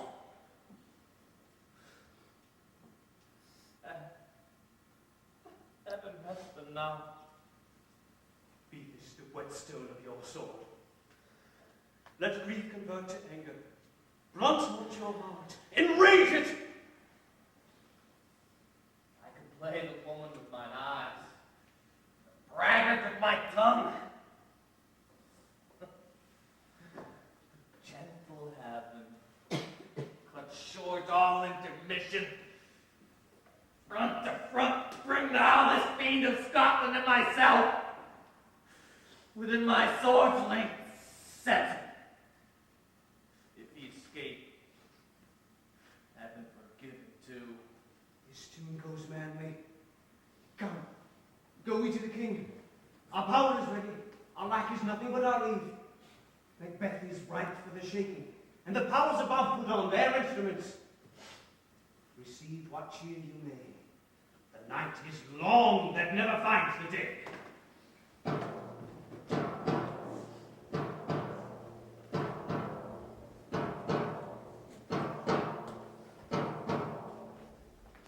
I have 2 nights watched with you and can perceive no truth in your report. When was it she last walked? Since His Majesty went to the field, I have seen her rise from her bed, throw her nightgown upon her, unlock her closet, take forth paper, fold it, write upon it, read it, afterwards seal it, and again return to bed. Yet all this while in a most fast sleep. A great perturbation in nature, to receive at once the benefits of sleep, and do the effects of watching. In this slumbery agitation, besides her walking and other actual performances, what at any time have you heard her say? That, madam, which I will not report after her. You may to me, and 'tis most meet you should. Neither to you nor anyone, having a witness to confirm my speech. Lo you, here she comes. This is her very eyes, and upon my life, fast asleep. Observe her, stand close. How came she by that light? Why, it stood by her. She has light by her continually. 'Tis her command. You see, her eyes are open. Aye, but their sense is shut.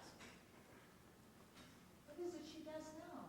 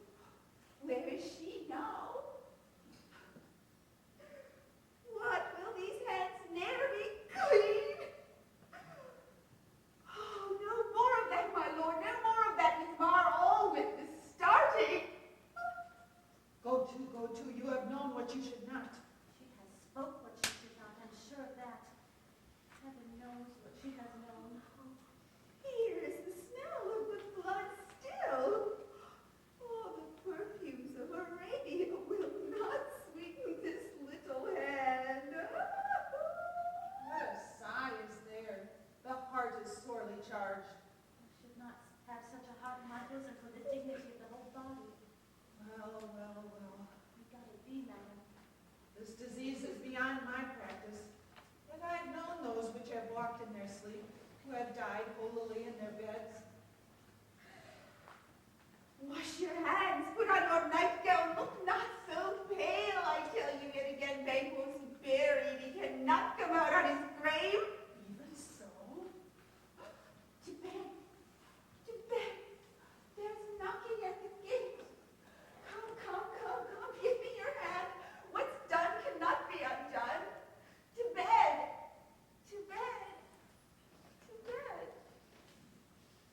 Will she go now to bed? Directly. Foul whisperings are abroad. Unnatural deeds do breed unnatural troubles. Infected minds to their death pillows do discharge their secrets. More needs she the divine than the physician. God forgive us all. Look after her, and remove from her the means of all annoyance, yet still keep your eyes upon her. And so good night.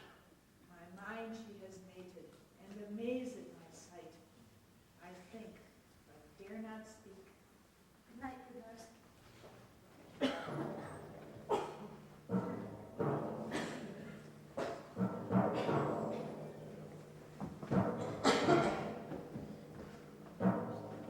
The English power is near, led on by Malcolm, his uncle Seward, and the good Macduff. Revenge has burdened them, for their dear causes, which the bleeding of the Grimble arm excite the mortified man. Near Burnwood, shall we well meet them? That way are they coming. Who knows if Donalbain be with his brother? For certain, sir, he is not.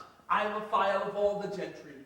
There is Seward's son, and many unrough youths that even now protest their first of manhood. What does a pirate? Great Dunsinane be strongly fortified. Some say he's gone mad. Others, unless I hate him, do call it valiant fury. But for certain, he cannot buckle his distempered cause within the belt of rule. Well, now, does he feel his secret murder sticking on his hands? Now, minute revolts unbraid his fate reach. Those he command move only in command. Nothing is long. Now, does he feel his title hang loose about him like a giant's robe upon his lower sleeve? Who then shall blame his pestered senses to recoil and start, when all that is within him does condemn itself for being there? Well, march we on, to give obedience where 'tis truly owed. Meet we the medicine of the sickly wheel, and pour within, in our country's purge, each drop of us, or so much as it needs, to do the sovereign flower and drown the weeds. Make we our march towards Burnham!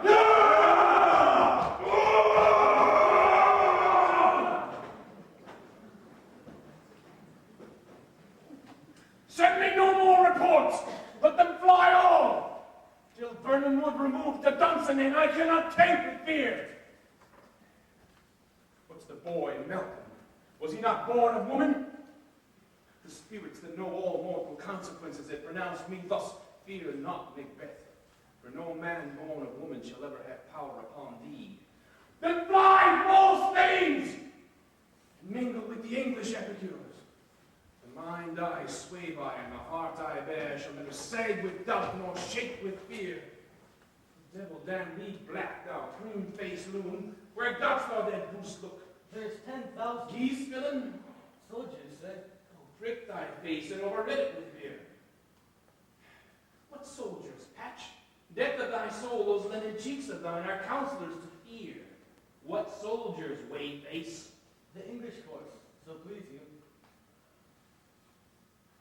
Your face hence! Satan! I'm sick at heart when I behold. Satan, I said! This push will cheer me ever, or deceit me now. I've lived long enough. My way of life has fallen into the sear, the yellow leaf, and that which should accompany old age, such as honor and love, and troops of friends, I must not have. But in their stead, curses, not loud but deep, mouth honor, breath which the poor-hearted fain deny and dare not. Satan! What is your gracious pleasure? What news more? All is confirmed, my lord, which was reported. I'll fight till from my bones my flesh be hacked. Give me my war sword. 'Tis not yet needed. I'll have it now. Send out more horses, stir the country round. Hang those that talk of fear. How does your patient, nurse? Not so sick, my lord, as she is troubled by thick-coming fancies that keep her from her rest. Cure her of that. Canst thou not minister to a mind diseased? Pluck from the memory a rooted sorrow, and raise out the troubled mind. And with some sweet, oblivious antidote, cleanse the stuffed bosom on that stuff that weighs upon the heart. Therein the patient must minister to himself. Throw physic to the dogs or none of it. Give me my grapes. Nurse, the thanes fly from me.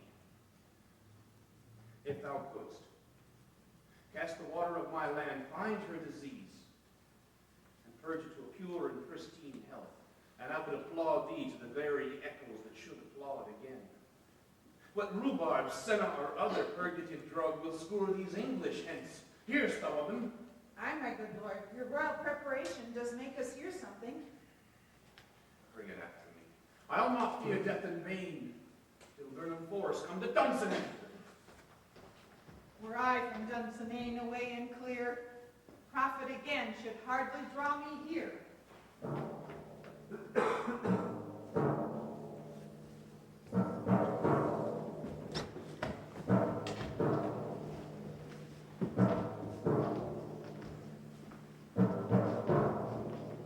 Cousins, I hope the days are near at hand that chambers will be safe. You doubted nothing. What wood is this before us? The wood of Burnham. Let every soldier hew him down a bough and badge before him. Thereby shall we shadow the numbers of our host, and make discovery air and report of us. It shall be done! And then we learn that the cowardly tyrant does sit still at Dunsinane, and will endure our setting down before it. 'Tis his main hope. For where there is advantage to be given, both more or less have given him the revolt, and none serve with him but constrained things whose hearts are absent too. Let our just censures attend the true event, and put we on industrious soldiership. And the time approaches when we with due decision must decide what we shall have and what we shall hold. Thoughts speculative on their unsure hopes relate to certain issues we must arbitrate toward the advancement of the war.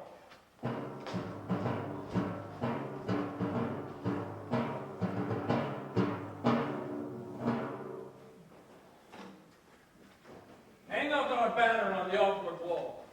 The cry is still they come. Our castle's strength will laugh the siege to scorn. Here let them lie till famine and the ague will eat them up. Were they not forced with those that should be ours, we might have met them there for beard to beard, and beat them backward home. What's that noise? It is the cry of women, my lord. I've almost forgot the taste of fear. Time has been, my senses would have cooled to hear a night shriek. And my fellowed hair wounded the dismal treatise rouse and stir as life were it.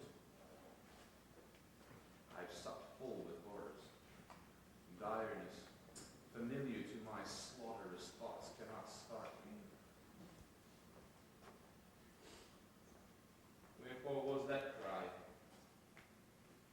The queen, my lord, is dead.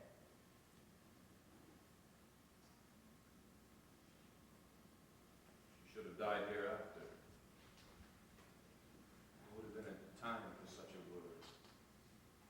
Tomorrow and tomorrow and tomorrow keeps in this petty pace from day to day, the last syllable of recorded time. And all our yesterdays have lighted fools the way to dusty death. Out, brief candle. Life's but a walking shadow, a poor player that struts and frets his hour upon the stage and then is heard no more.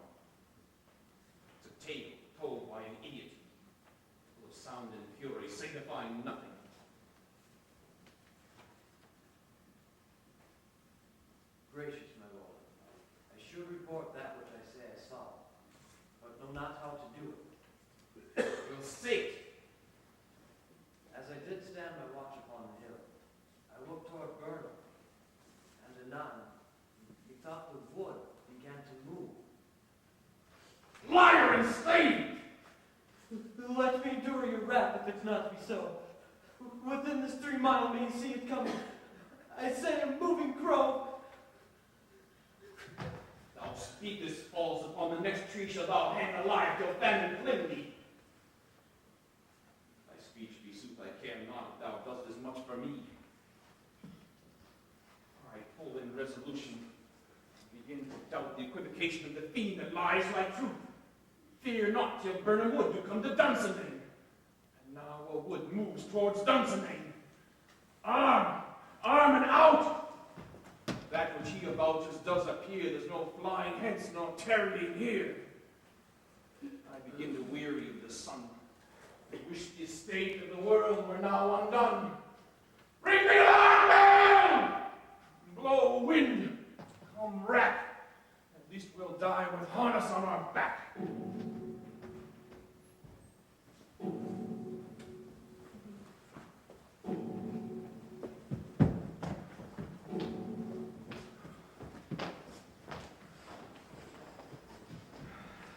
Now, near enough. Your levy screens, throw down and show like those you are. You, worthy uncle, shall with my cousin, your right noble son, lead our first battle. Macduff and we shall take upon us what else remains according to our order. Very well. May we find the tyrant's power tonight, and let us be beaten if we cannot fight. Let all our trumpets speak. Give them all breath, those clamorous harbingers of blood and death.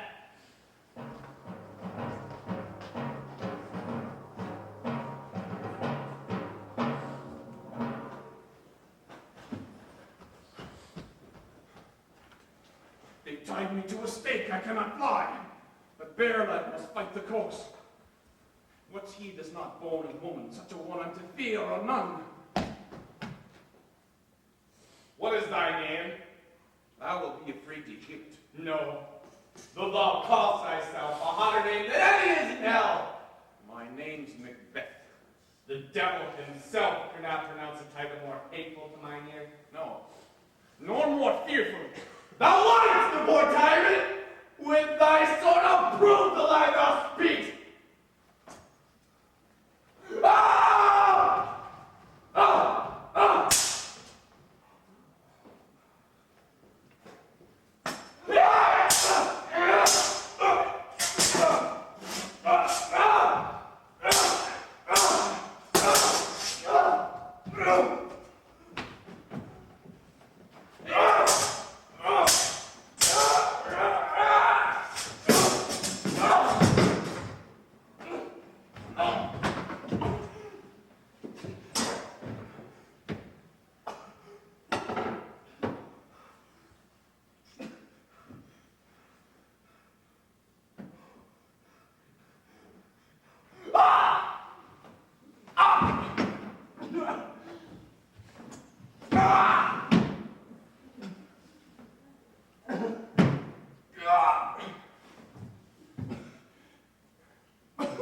Thou was born of woman, but swords I smile at, weapons laugh to scorn, brandished by a man that's of a woman born.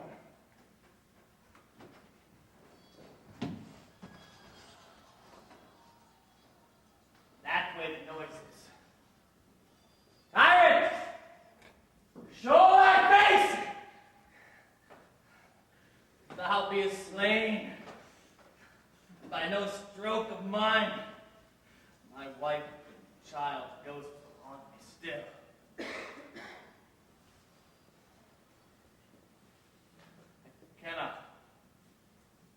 I cannot strike at wretched currents whose arms were hired to bear their stakes. Either thou, Macbeth, or else my sword, with unbattered edge, I sheath again, undeeded.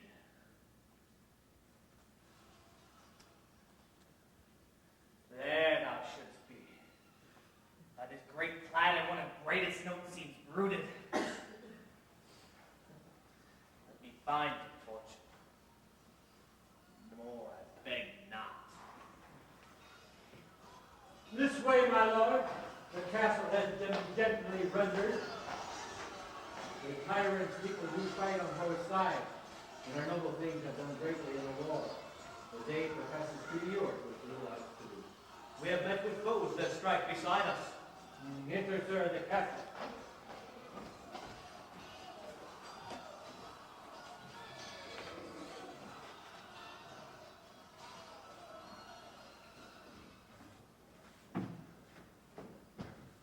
Why should I play the Roman fool and die on my own sword? Whilst I see live the castles do better upon them. Turn! Hellhound, turn. Of all men else, I've avoided thee. Get thee back. For my soul is charged too much with blood of thine already. I have no words. My voice is in my sword. Thou bloody villain, that terms can give thee out.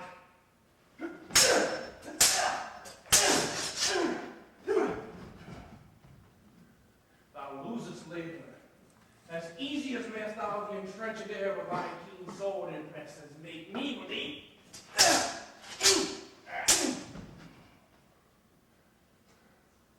Let thy blade fall on vulnerable breast, for I bear a charmed life, and must not yield to one woman born.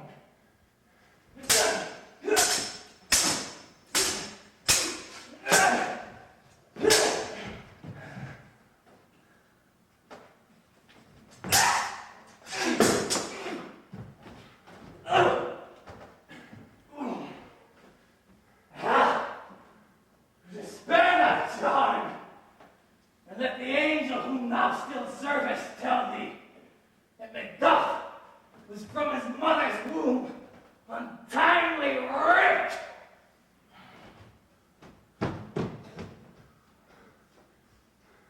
Cursed be the tongue that tells me so, for it has cowed my better part of man.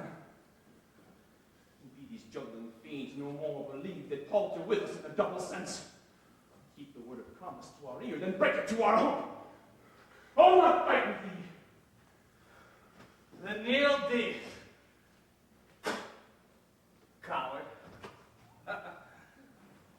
Be the gaze and show the time. Who will have thee, as our rarer monsters are, painted upon a pole, and under it, here may you see the tyrant. I'll not yield to kiss the ground before young Malcolm's feet and be bathed with the rabble's curse. Though Burnham would become the Dunsinane, and thou oppose being of no woman born, yet I will try the last. Before my body I throw my warlike shield. Lay on me, and damned be him that first cries, oh, enough!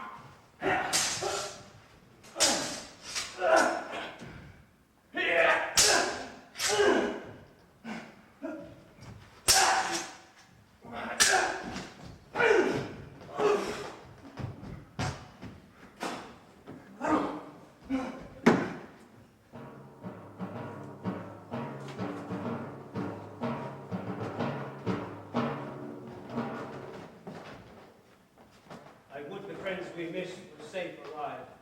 Some must go forth. As great a day as this, it has been cheaply bought. Macduff is missing. And your noble son. Your son, my lord, he has paid a soldier's debt. He only lived but till he was a man, which no sooner had his prowess confirmed in the Entrincan station where he fought, but like a man he died. Then he is dead. Aye, and brought off the field. Cause of your sorrow shall not be measured by his worth, for then it hath no end.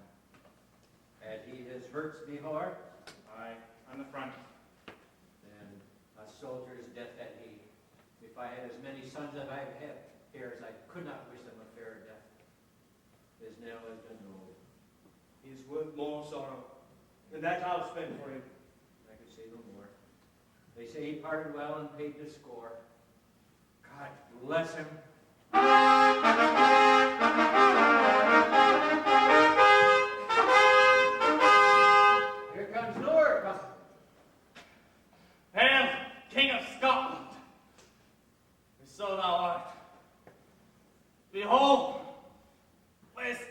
usurper's cursed head. The time is free. I see thee compassed with thy kingdom's pearl, that speak my salutation in their minds, whose voices I desire loud with mine. Hail, King of Scotland. Hail, King of Scotland!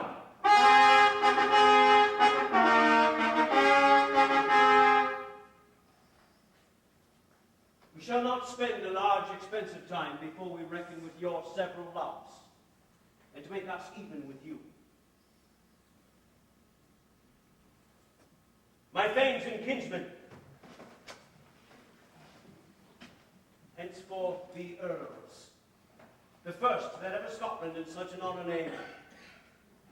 What's more to do, as would be planted newly with the time, as calling home our exiled friends abroad, that fled the snares of watchful tyranny, producing forth the cruel ministers of this dead butcher and his fiend-like queen, who, as 'tis thought, by self and violent hand, took off her life. This, and what needful else calls upon us by the grace of grace we will perform, in measure, time, and place. So thanks to all, and to each one, whom we invite to see us crowned and scorned! Scorned!